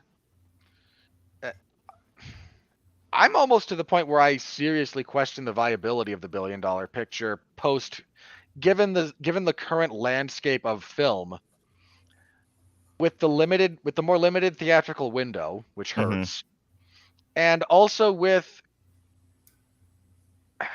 I said this about the Batman. I don't know how much rewatch value there is here. Mm-hmm. And I think that might be a problem for Doctor Strange. I don't think it's going to fall off as badly as the Batman did for a number of reasons, not the least of which is runtime. But again, I think rewatchability definitely factors into how whether or not a movie gets to be $1 billion. That's true, but also weekends where there's no competition. It has a straight run until the 27th. It's got time. So and here's the thing: there might not be a high rewatchability with Doctor Strange, but I think if someone wants to go to the movies and their choices are the new Firestarter, which they can watch on Peacock, or Doctor Strange. No one has Peacock. They're going to probably watch Doctor Strange. And then the following weekend, there's nothing. So if people want to go to the movies, well, what's in the movies right now? Doctor Strange. Okay. Well, then let's do the math real fast, if you don't mind. Sure. We're at 400 million, right? Yep. Okay. Let's say a 50% drop. Yep. So next week would be 200 million. That gets us to 600 total. Mm-hmm. Let's say another 40% drop after that. Mm-hmm. So now we're at 700 and change, 8. Okay. So I'm not saying it's not going to be successful. Yeah. I am saying I don't know that $1 billion is all that realistic. Well, Don't forget, we also have the new Thor movie coming out in July, and that's going to make bank. And I hate to say it, as soon as that comes out, everyone's going to forget about Doctor Strange. Well, okay. So this has a month and a half to make $1 billion. Well, it has a month and a half because in 45 days it goes on Disney Plus. Let's remember what we're dealing with here. The 45-day window, as Robert indicated, and this is probably, of all the arguments you're making about this maybe not hitting $1 billion, it's the 45-day window that's the real key here, because there's a lot of people that do the calculus of, if I only have to wait a month and a half to watch it on Disney Plus, I'm not going in the fucking theater. There's still not that I want to get into this debate, but there's still people walking around in masks. Like, the possibility of getting an unnamed virus from an unknown origin is still very real to a lot of people, and real enough. Like, I was talking to somebody yesterday, and I was like, "Hey, you want to go to the movies?" She's like, "I'm not comfortable going to the movies just yet. It's 2022." People are still not comfortable with this. People are still wearing masks, so that's still out there, and that definitely depresses potential box office. That being said, the weekend looked like this. Doctor Strange won the weekend. No shit, Sherlock. The bad guys dropped from 1 to 2. Hang on. Last thing on that when it comes to Doctor Strange. Yeah. If its fall next week is 60%, I think that would put it mathematically as almost impossible. I don't disagree. The bad guys fell from 1 to 2. Sonic, I think, is now being heralded as the most successful video game movie adaptation of all time. Lowest hurdle in the world. No, it had to clear the hurdle of the first Sonic movie, which was a significantly better hurdle. That fell from 2 to 3. Fantastic Beasts 3 to 4. Everything Everywhere All at Once, which we'll be reviewing at the beginning of June, along with After Yang, is at number 5. Apparently, Pat made a joke before about this being a superior version of the same movie, but I think, in all seriousness, Everything Everywhere All at Once is getting rave reviews, and it's one of those little engine that coulds from a small studio like A24, home of Zola and what was the other one? Wolf? Yeah. No, Lamb. Yeah, A24, my new favorite movie studio. The Northman fell from 4 to 6. The Lost City, which is currently PVOD, stayed at number 7. The Unbearable Weight of Massive Talent is. Hang on, let me do my thing.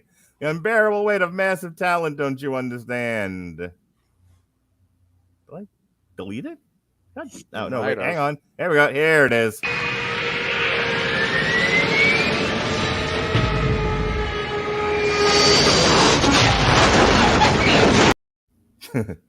That fell from 6 to 8.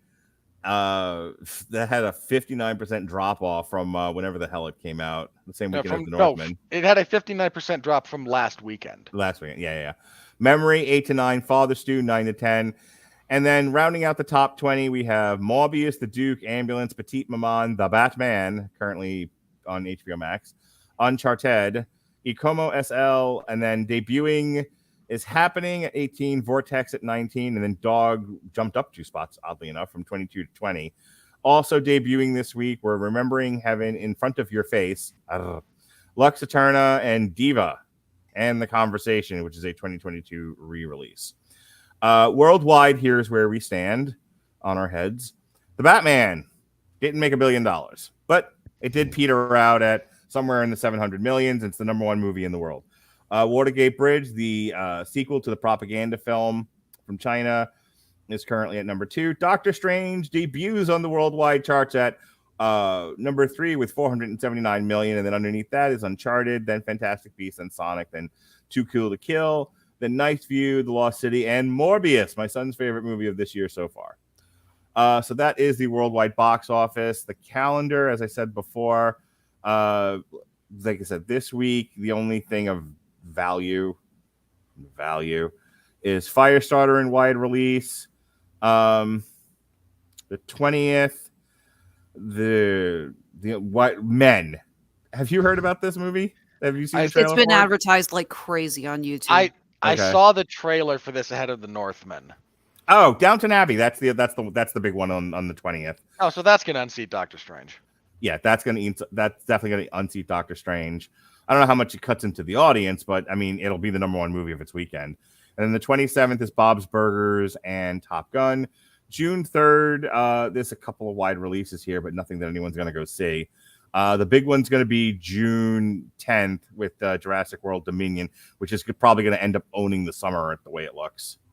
It's going to have at least 2 weeks. Yeah, at least. So anything else on the money, Robert, before we move on? Again, I just think that living with the current state of the market for movies, I don't think we're ever going to see. Ever might be a bit strong. Well, but if you're talking about the year of like $106 billion movies, 2019, no, that's dead. The world has changed significantly. Look, man, hang on. I'd go back between 17 and 18. Mm-hmm. Like, I don't even think we're going to see that again. I don't think that's the way the distribution model is set up anymore, for one. Yeah. And frankly, I don't think it's as necessary anymore. Like, there was a time when when box office returns were a giant indicator of what you were able to achieve financially. In fact, it was the bulk of it.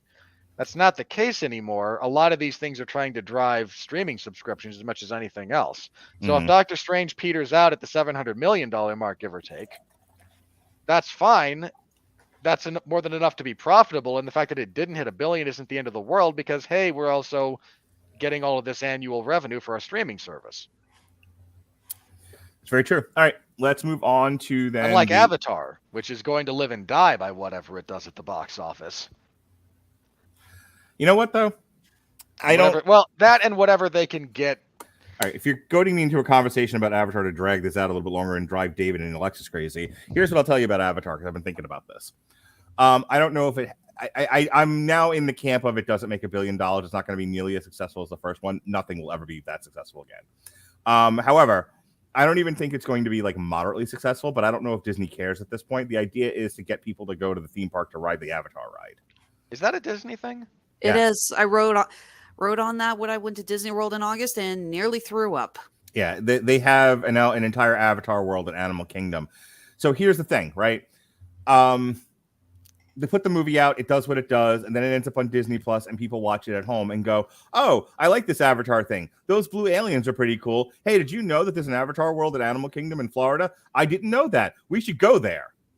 And if that happens and enough people do that, Disney will. It's a worthwhile endeavor to do these Avatar movies. Well, again, it's about waiting in line and looking at all the sets that they had constructed at the Animal Kingdom was more memorable than a single moment of that movie. Yes, we all know that movie sucks. The only question about that, and this is the only question as far as that goes, is how will James Cameron's ego tolerate that thing's box office return being less than $1 billion? I hope him and Scorsese and Roland Emmerich and Steven Soderbergh all do a podcast yelling about Marvel. That's what I want. I want here is Roland Emmerich. Here is Steven Soderbergh. Here is James Cameron. Here is old man Scorsese. You, right there, Alexis. You. Scorsese. Cameron also complained about Aquaman. He did this big thing about, it's like, that's not the way they would move underwater. And Now he's trying to make this movie all about what happens underwater, and your giant special effects demo this time is not going to do what you think it's going to do. That's one of my favorite TikToks that we ever did. Was our like screaming about Roland Emmerich screaming about Marvel movies. By the way, I watched that. I'll go back and rewatch some of the TikToks that I've clipped out of this, and I watch that one pretty frequently. But yeah, I want those four guys to do a podcast on StreamYard just yelling about the shitty Marvel movies. I would watch that in a loop. And speaking of loops.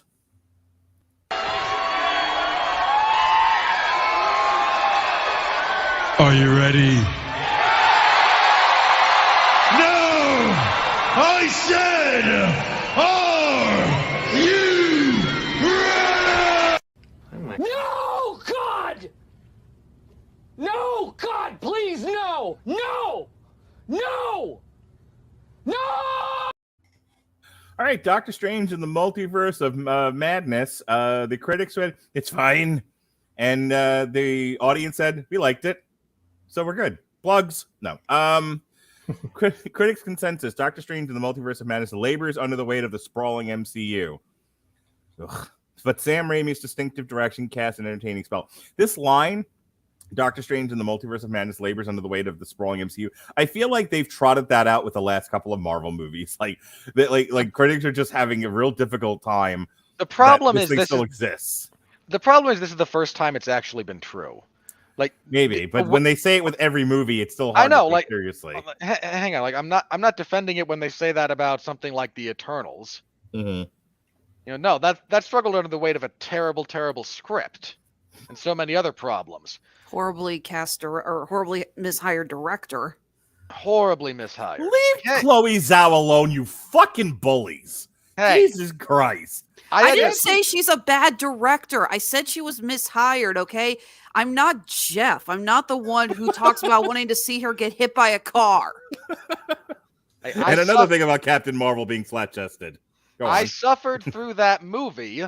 I get to say she was the wrong person to direct it. Sad Piano, the movie, was perfectly fine and a worthy audition for a Marvel movie. Like, need to remind you that Ang Lee is an amazing director, but he was mishired when he directed Hulk.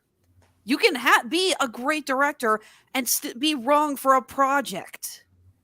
I think they need to give Chloe Zhao more projects. I'm hoping they hired her.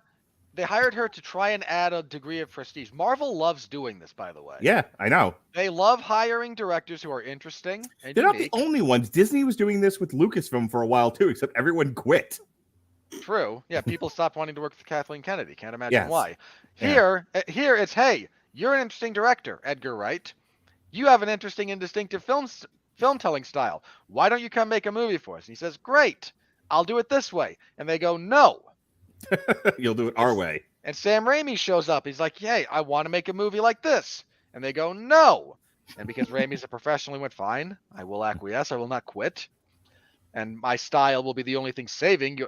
Can you imagine this movie made by a substandard director? Like, pick any generic guy working in Hollywood. Yes, it would have been Black Widow. Yeah, that's how bad this story is. But you know what? She brought up Jeff's crew. Do you know, like, there's people among Jeff's cohort that think Black Widow is the bomb diggity? Just think it's the best Marvel movie ever. I'm there. Look, there's 7 billion people on the planet. I'm sure there's a bunch of idiots. Take that with you to the next podcast. Speaking of which, Richard Brody of New Yorker, top critic. Oh, the New Yorker. Oh, the vaunted New Yorker. Doctor Strange in the Multiverse of Madness eliminates the playful idiosyncrasy in the interest of formula of Marvel's self-perpetuating business. The new film isn't merely branded entertainment. It's branding as entertainment. No. Oh, for the love of Christ. Okay. Okay, buddy. Hold on. You want to know how I know that you're 20 years old? You know how I know that you're 20? Anyone over the age of 30 grew up in the era when branding was entertainment. I watched a lot of Transformers, a lot of He-Man, a lot of Saturday morning cartoons like that existed solely to sell product. This is not that. All right, Benjamin Hargwindy of Escribiendo Cine. One of the most ridiculous things to come out of the cinematic Marvel universe. Go fuck yourself, buddy. Jesus Christ. No. I I hope that was can't something say you it's lost. like I hate to say it, but in different circumstances, that would be a compliment. So it's just kind of a weird thing to say. It's like ridiculous is not a pure insult anymore. Yeah. Claudia Pugh of Film Week at KPCC NPR Los Angeles. Ooh, NPR. Are you Can we impressed, stop Robert? funding? Can we stop funding NPR, please? I don't appreciate my tax dollars going to this. Shut up, you Republican, you conservative, you. Top critic. It's one of the lesser Marvel movies, both overly complicated and dull. There's a gal who doesn't like her job. Okay, see? Are you comfortable with your tax dollars going to support this? She's technically half right, but it's not. You ever wonder? It's like when people put their reviews out here. It's like, why are those certain sentences picked? Yeah, like this movie has pacing issues. That doesn't make it dull. Those are two different things. Having a down segment in a movie doesn't mean the film is dull. This movie is brimming with style again when they actually let Sam Raimi be Sam Raimi and it wasn't Kevin Feige going, I'm a creative type. I demand validation despite being the most successful producer in the world. It also wasn't overly complicated. No, Matrix it was not. Resurrections was overly complicated. This was incredibly straightforward with a bunch of very, very stupid explanations. If 2 elementary school students could follow it, it wasn't overly complicated. But I have a thought here, and I think I might want to retire Damn You Hollywood as we're currently doing it and just make it the Alexis Hejna show. Because I'm looking at this next one, okay?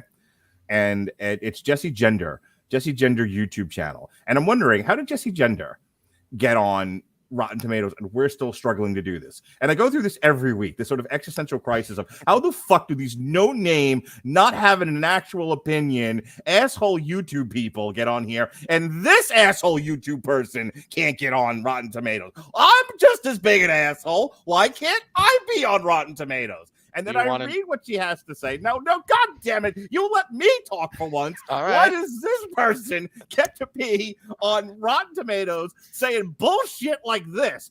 While the film may not live up to the multiverse madness of its title, Doctor Strange 2 manages to be something wholly unique in the MCU. A film that stands out with its own unique directorial style that hopefully signals a new direction for Marvel. Listen, you asshole. What the fuck, man? Mark, you're turning redder than your background. I'm mad as hell. And I'm You're just not going to take it anymore? And you know what? Fuck it, Alexis. Tell everyone how you like the movie. Go ahead. Just give it a giant blowjob. I want to get on Rotten Tomatoes, and that's how you do it. You gotta blow the movie.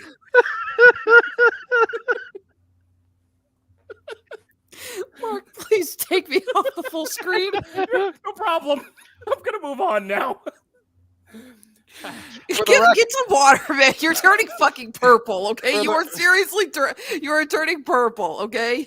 For the record, no, this is not a wholly unique film entry into the MCU, not we're at still all. talking about this? Look, you're complaining about your general standing in the critical community does not necessarily equate to me saying, no, your review is terrible. This is you going, I want to be successful, but I don't want to play the game on YouTube the way the game on YouTube has to be played, so wah. I've never even heard of this. I mean, I follow a lot of YouTube movie reviewers. I have never heard of this person. This happens. That's why I'm making a big deal about this. This is a person with at least hold on. This is a person with at least 30,000 YouTube subscribers. Okay. Hang on. I will hang on. I got my phone here. I will look this person up. Hang on. You do that. I'll read another one of these, and then we can continue to rip this person apart. Matthew Bond of the Mail on Sunday. I felt uninvolved after 15 minutes and dangerously close to bored as we ran into the second hour. Okay. Jesse Gender has 137,000 subscribers, over 500 videos, and hosts a show called Finding Nuance in the Nerdy. One of her most recent videos was the sexualization of transgender bodies, which came out 11 days ago and has 52,000 views. She's done videos on NFT scamming art into the digital age, breaking down Star Trek Discovery's latest season. It's terrible. No wonder that. I'm sorry. I'm just going to say it. That explains it. Jesse Gender is trans. Moving on. Again, 100,000 YouTube. Thank you for listening to this, the last episode of Damn You Hollywood. Hang God. I'm Look, sorry. I was waiting for you guys to go after the hook because I'm sorry. It's like suddenly something. A few things make sense. She's brave and strong, and I'm not going to attack her. and all women make their babies with magic. Correct. Look, again, this is just how many subscribers do you have? How many views Right. do you get? That's it. Well, now that we're part of American Whammy, hopefully we'll get there. Let's move on. Okay, hang on. No, I need to yell at that one guy in just a sec. Oh, okay. Okay, Sure, go you were ahead. bored. Yeah, you were bored. I mean, I appreciate your personal experience, but that doesn't actually help with your review of the film. Speaking of which, Felipe Freitas of Always Good Movies. Always. There is only the mess without the fun, and we are bored. We. What? What are you speaking for us for, man? I was The not- royal we. Go ahead, David. You were about to yell about something. I said I wasn't bored. Am I part of we? Clearly. Apparently not. This person does not speak for me. It's like when Chris Always. Bailey was arguing with fucking Everyone? Whitney. Shut up. With Whitney Seibold, and Whitney Seibold, but I'm people. Hey, for if you're watching on Facebook, I'm gonna go ahead or Twitch. The one person currently watching on Twitch, I'm gonna go ahead and cut the stream. Life is Like a Game Show will be up next on the American Whammy Facebook page. Stay tuned for the next scintillating episode. Yeah. Oh, sorry. You wanted me to. You're throw good. it to You're good. You sure?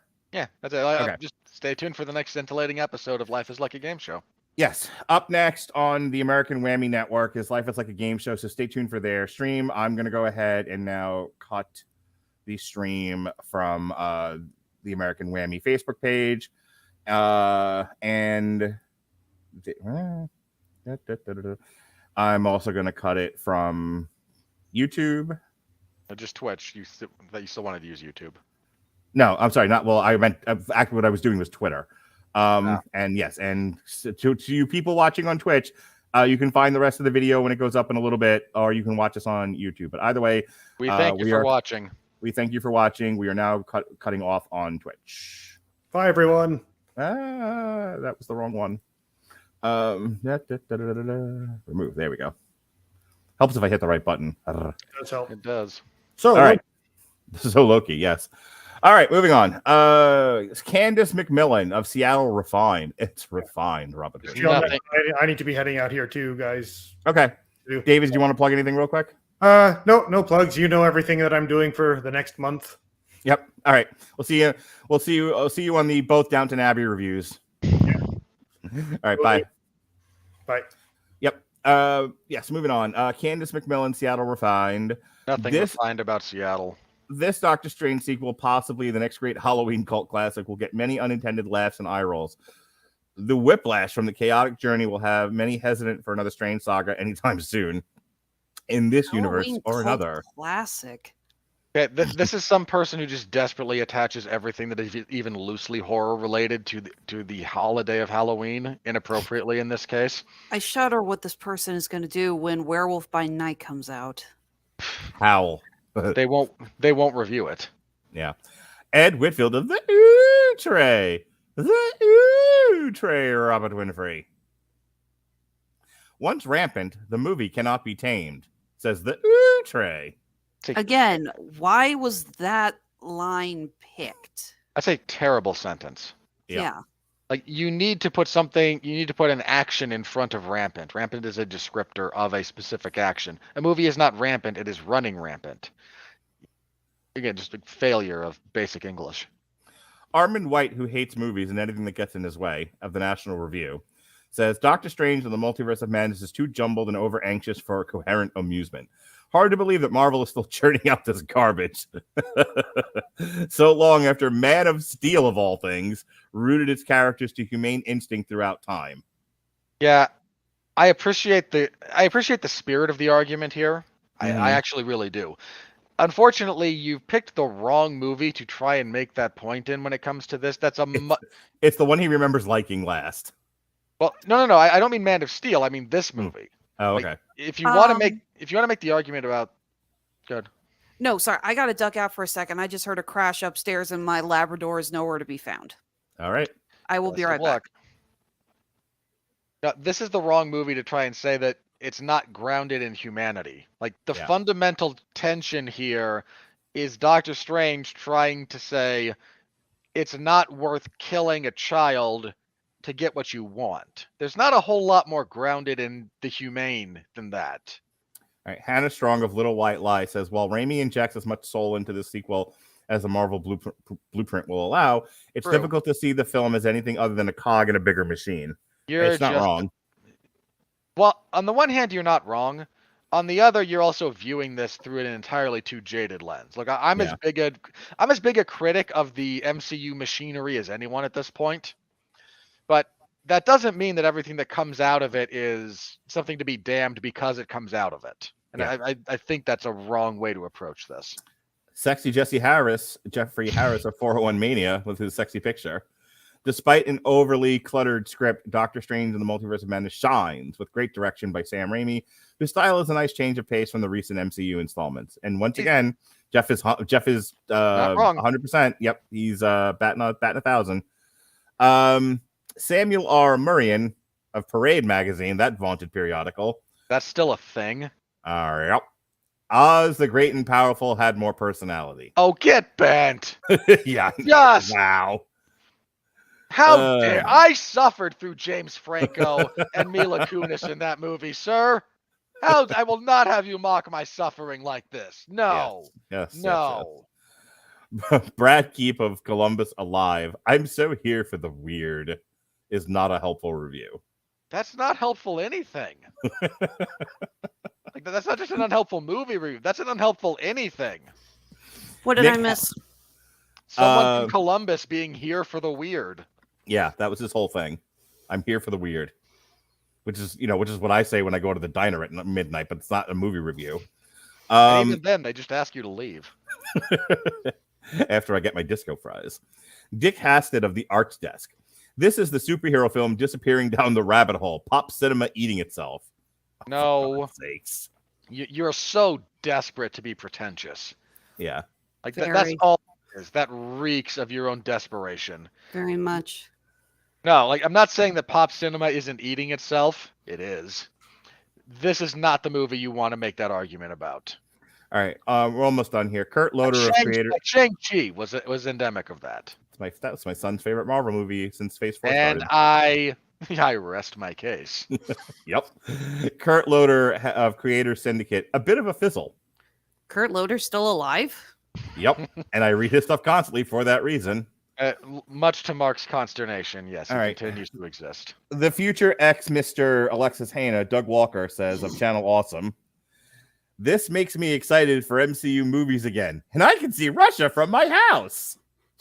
Be careful with your sloganeering there, Doug Walker. So I will say this, like I said, I watch a lot of YouTube reviewers. Doug Walker is one of them. I think it's abundantly clear that the ones who really, really, really like this movie and gave this movie super positive reviews like that are major Sam Raimi fans. And I think that they attach themselves more to his directing style than to the movie as a whole. All right, last one here. Lane. We have another review from our vaunted tax dollars. Oh, okay. But I have a few more here. I got to review. I got to read your life too. Bob Mondello of NPR, top critic. Cumberbatch brings a lot more intensity than you'd think possible to moving his fingers and injured digital sparks fly. Yeah, again, I am not comfortable with you being financed by any money that I give to the federal government. Again, why was that line picked? Yeah. Anthony Lane of The New Yorker, top critic. As for story points, I saw nothing that answers to that description. All we get is a grab bag of oddments. No. I've never heard that word, oddments. Oddities, but not oddments. You're confusing this with Avatar, sir. There is a story here, contrary to what your ADD-riddled brain was able to follow. All right, and the future ex-Mrs. Robert Winfree, Tanya Lamb of Lola Lamb Chops. Lola Lamb Chops. There is some beauty in the sad, strange little man, and you have my pity. Why? Because when I think of happiness, when I think of contentedness, when I think of goals for life, is that Robert Winfree and Lola Lamb Chops go live together in harmony and happiness together. Because you think that this person and I together would result in harmony and happiness. I mean, a man can dream. There is some beauty in the carnage of Doctor Strange and the Multiverse of Madness, but ultimately they did Wanda dirty. No. Wow, somebody has No. never read a comic book in their life. Wait, no, she has not. But hang on, there's more to this review from your wife. It's a trippy ride, like being in the freaky funhouse, except when you find your way out, you realize it wasn't that fun. Now go. Okay, no, they did. Why do you think they did Wanda dirty, huh? What do you think was admirable about Wanda as a character coming out of WandaVision? What do you think was her trajectory going to be, huh? I tortured a town for weeks and refused to accept accountability, only to be reinforced by the worst characters in the world telling me that I did the noble thing by stopping torturing people. And no one would ever understand what I gave up. Now I've massacred at least one reality, destroyed the Sorcerer's Guild, tortured any number of them, tortured my traumatized children that I ostensibly love, dragged their mother through hell, murdered another universe's version of the Avengers, destabilizing everything. But no, they did her dirty. Just no. No. Yeah, get How back is in it this. when Mark goes on a tangent, he turns purple? When you go on a tangent, you don't change a shade of color. Because Mark cares when he goes on a tangent. I also have high blood pressure. Yeah. And I'll thank you not to laugh, madam. Linda Cook of Arquad Cities. You have hit tomato once or twice tonight. I'm just warning you. It's fine. Linda Cook, Arquad City. Maybe that's what we need to get on Rotten Tomatoes. Maybe to become an actual tomato, like just look at my cosplay. Hi, I'm Mark Tomato. Arquad Cities, WHBT, HBF TV, Illinois. This is for you, Alexis. For real. This is the Tick Bird, which you coined on this show. Tick Bird review. It's just not as strange as the first one. It's not a Tick Bird review because Tick Bird reviews are trying to come up with something more positive in hopes of getting on the DVD box. That is a pretentious dick who likes her writing too much. That's someone desperately trying to get away from the Quad Cities area, and I don't blame them. All right, this last one here is the future Mr. Alexis Hejna, Dan Murrell. I have no idea who that is. He's one of the Screen Junkie guys. Oh. Yeah. Like the Screen Junkie guys after the one sex pervert got kicked off. As opposed to the other sex pervert who stuck around. Yeah, right. As opposed to the other sex perverts who just haven't been caught yet. So Dan Murrell of Dan Murrell Reviews Sex Perverts. Despite some great parts, it's what I was afraid No Way Home would be. A middle piece in the MCU packed with meaningless cameos and stuff with story threads that don't really service the film. I don't really disagree with him there. Yeah, I'll say he's not wrong. Yeah, that's not really wrong. I may not agree with his total conclusion, but he's at least arriving there honestly. Yep. Another one of Alexis's husbands, Jeremy Johns of JeremyJohns.com. How many times do you think I'm getting married? I don't know, as many times as it takes. You know who I loved in this movie? Elizabeth Olsen. Fucking blame you for that, Alexis Hejna. That's got to be your fault. What are you doing to these people? I blame Jeremy Johns for being himself. Yeah. I like Jeremy Johns. I follow his videos. It's a terrible review. Mark, take me off of full screen now. No, we want to tell us more stuff that you like, Alexis. I like not being on full screen. Okie dokie then. Well, folks, this uncomfortable podcast has been brought to you by American Whammy. And that is our review of Doctor Strange and the Multiverse of Madness. Next week, Robert and I think it's just Robert and I next week, will be reviewing Firestarter. One of the very few Stephen King books I haven't read. The following week, Robert's taking the night off, but my wife and David Wright will be on, and we'll be talking Downton Abbey 2, The New Era, and then we close out the month of May, Robert and I do. You and your wife and David Wright are just going to be talking about British porn. I hope. Speaking of British porn. My Family Guy reference aside. Almost. Oh No, no. I was thinking more of the first one. Like, should we have relations? No, I think not. Oh, very good. That was the second clip. I've seen that episode way Really? too many times. I must have transposed them in my head. Fair enough.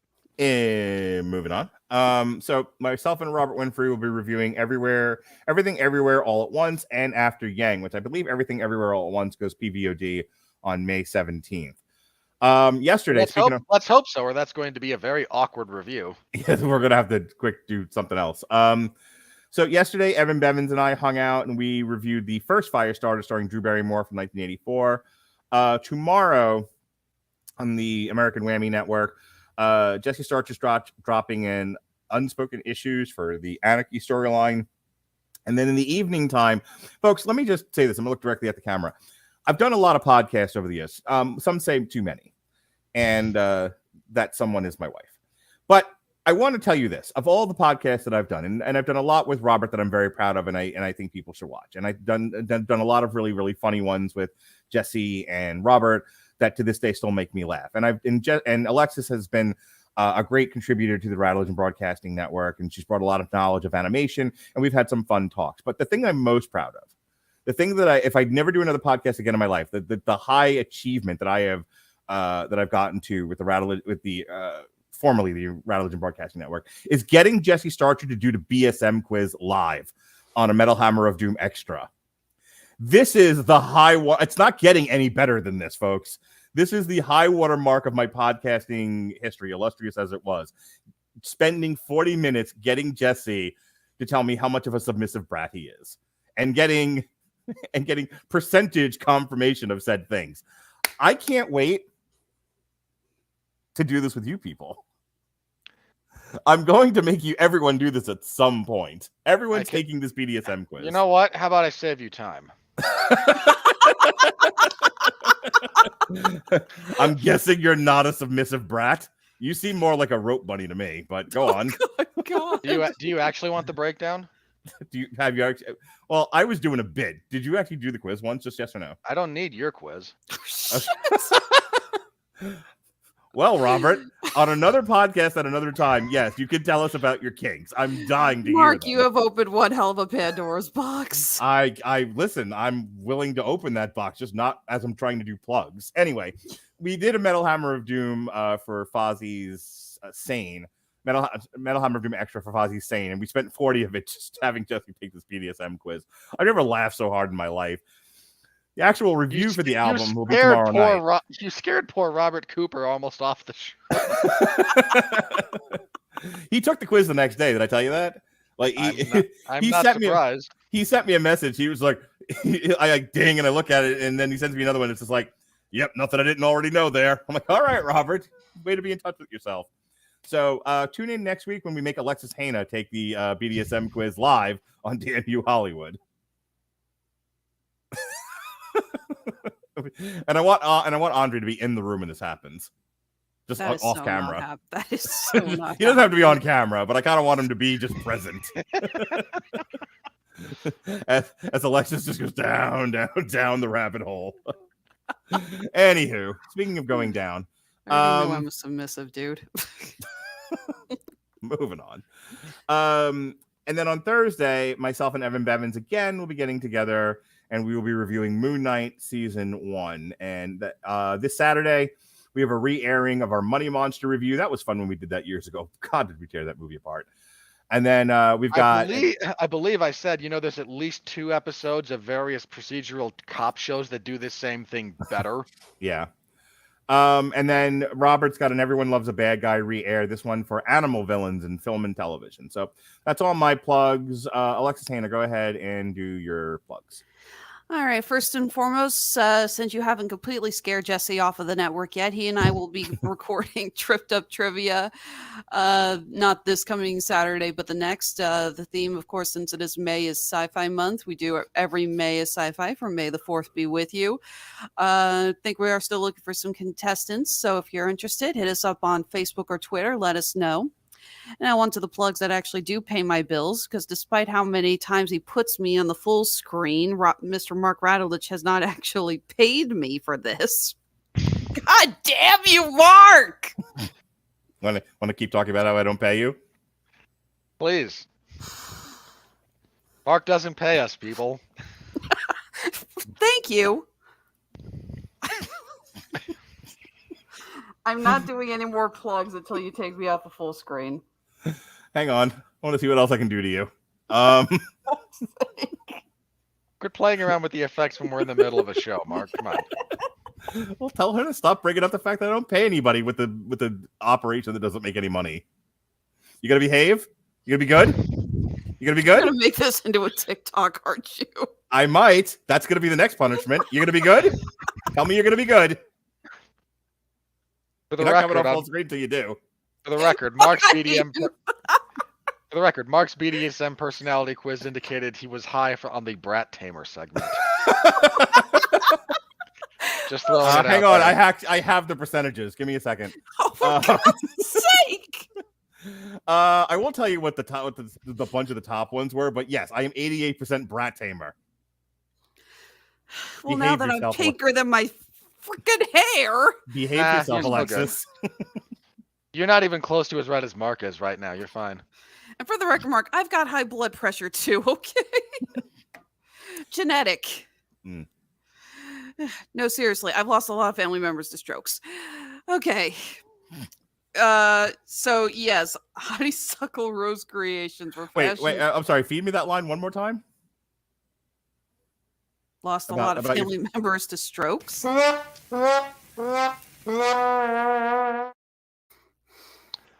Yeah, that's not in bad taste. I'm glad you're pleased with yourself, Mark.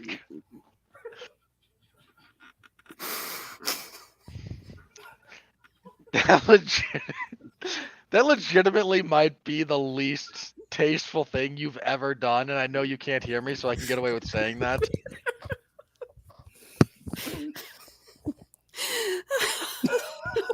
That's the third time you've gone full heirloom tomato on us, Mark.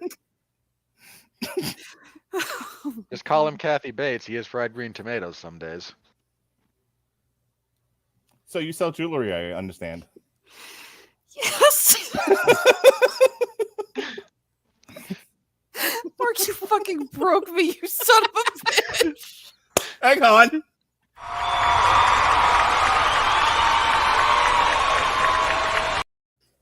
Oh my God. You set you up for a return to normalcy, and it just didn't quite land. Yes.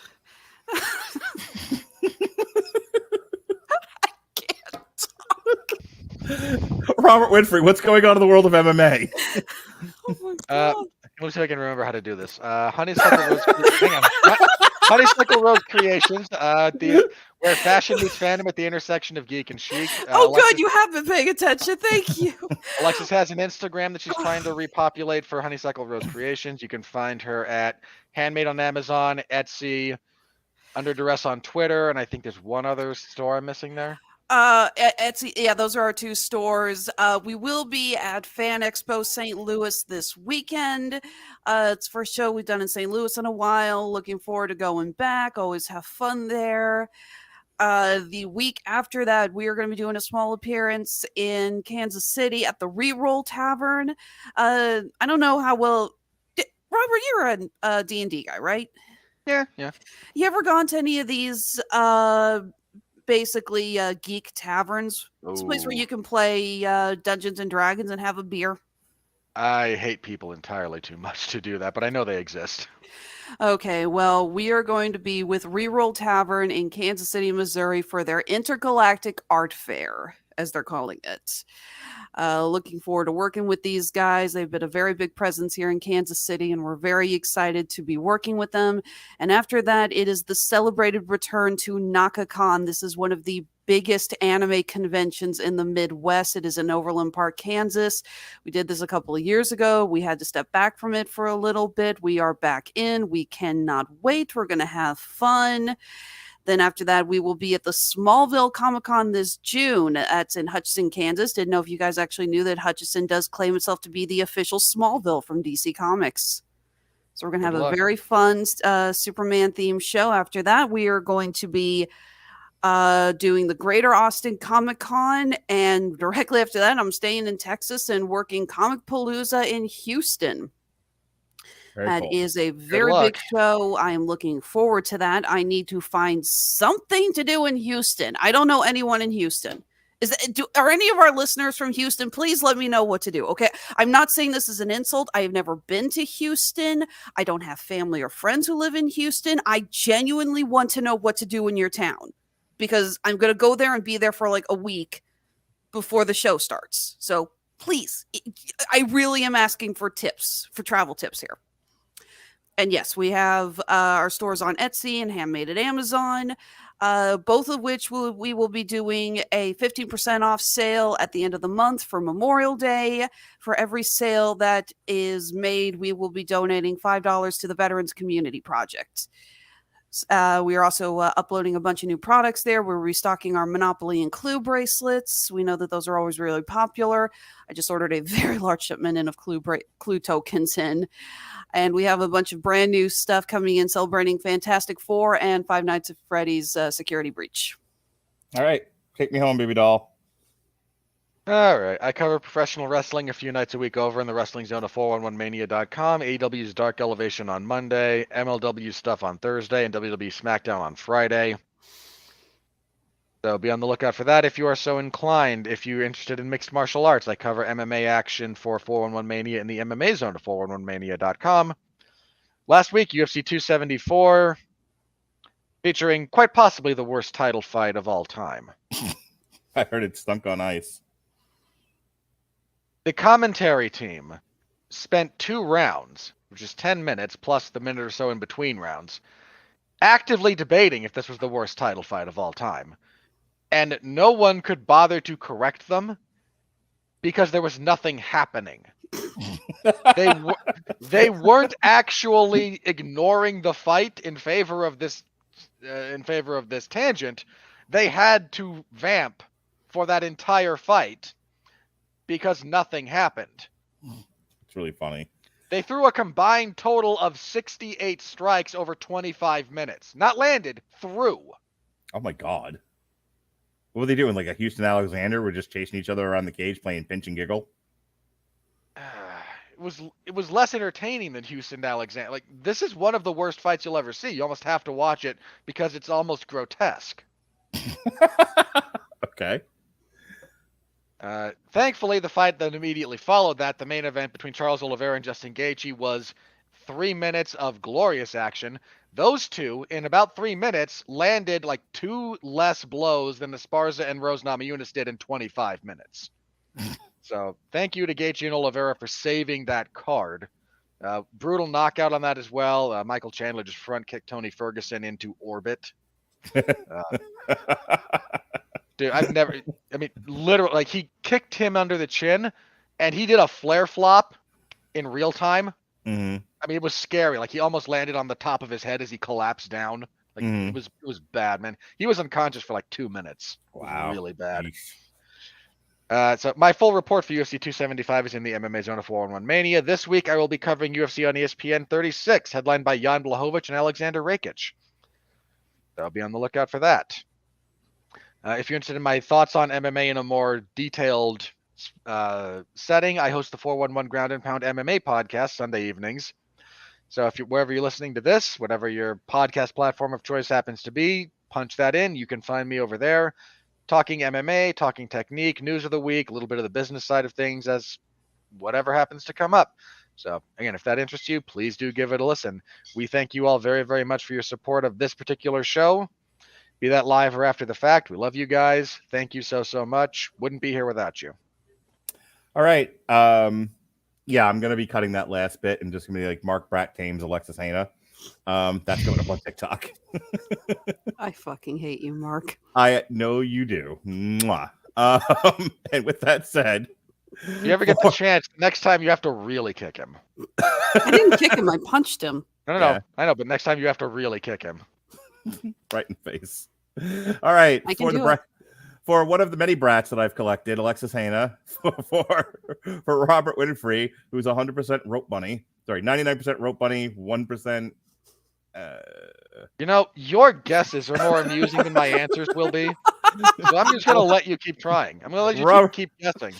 Robert Winfree, who is 99% rope bunny and 1% rigger. Maybe no, and actually, looking at this for Robert Winfree, who is 99% degrader, 1% sadist. Again, your guesses are more amusing than the answers. Pretty sure we're all 1% sadists just for agreeing to be on this network. Entirely possible. You're definitely all more than 50% brat. And with that said, be well, be safe, and behave.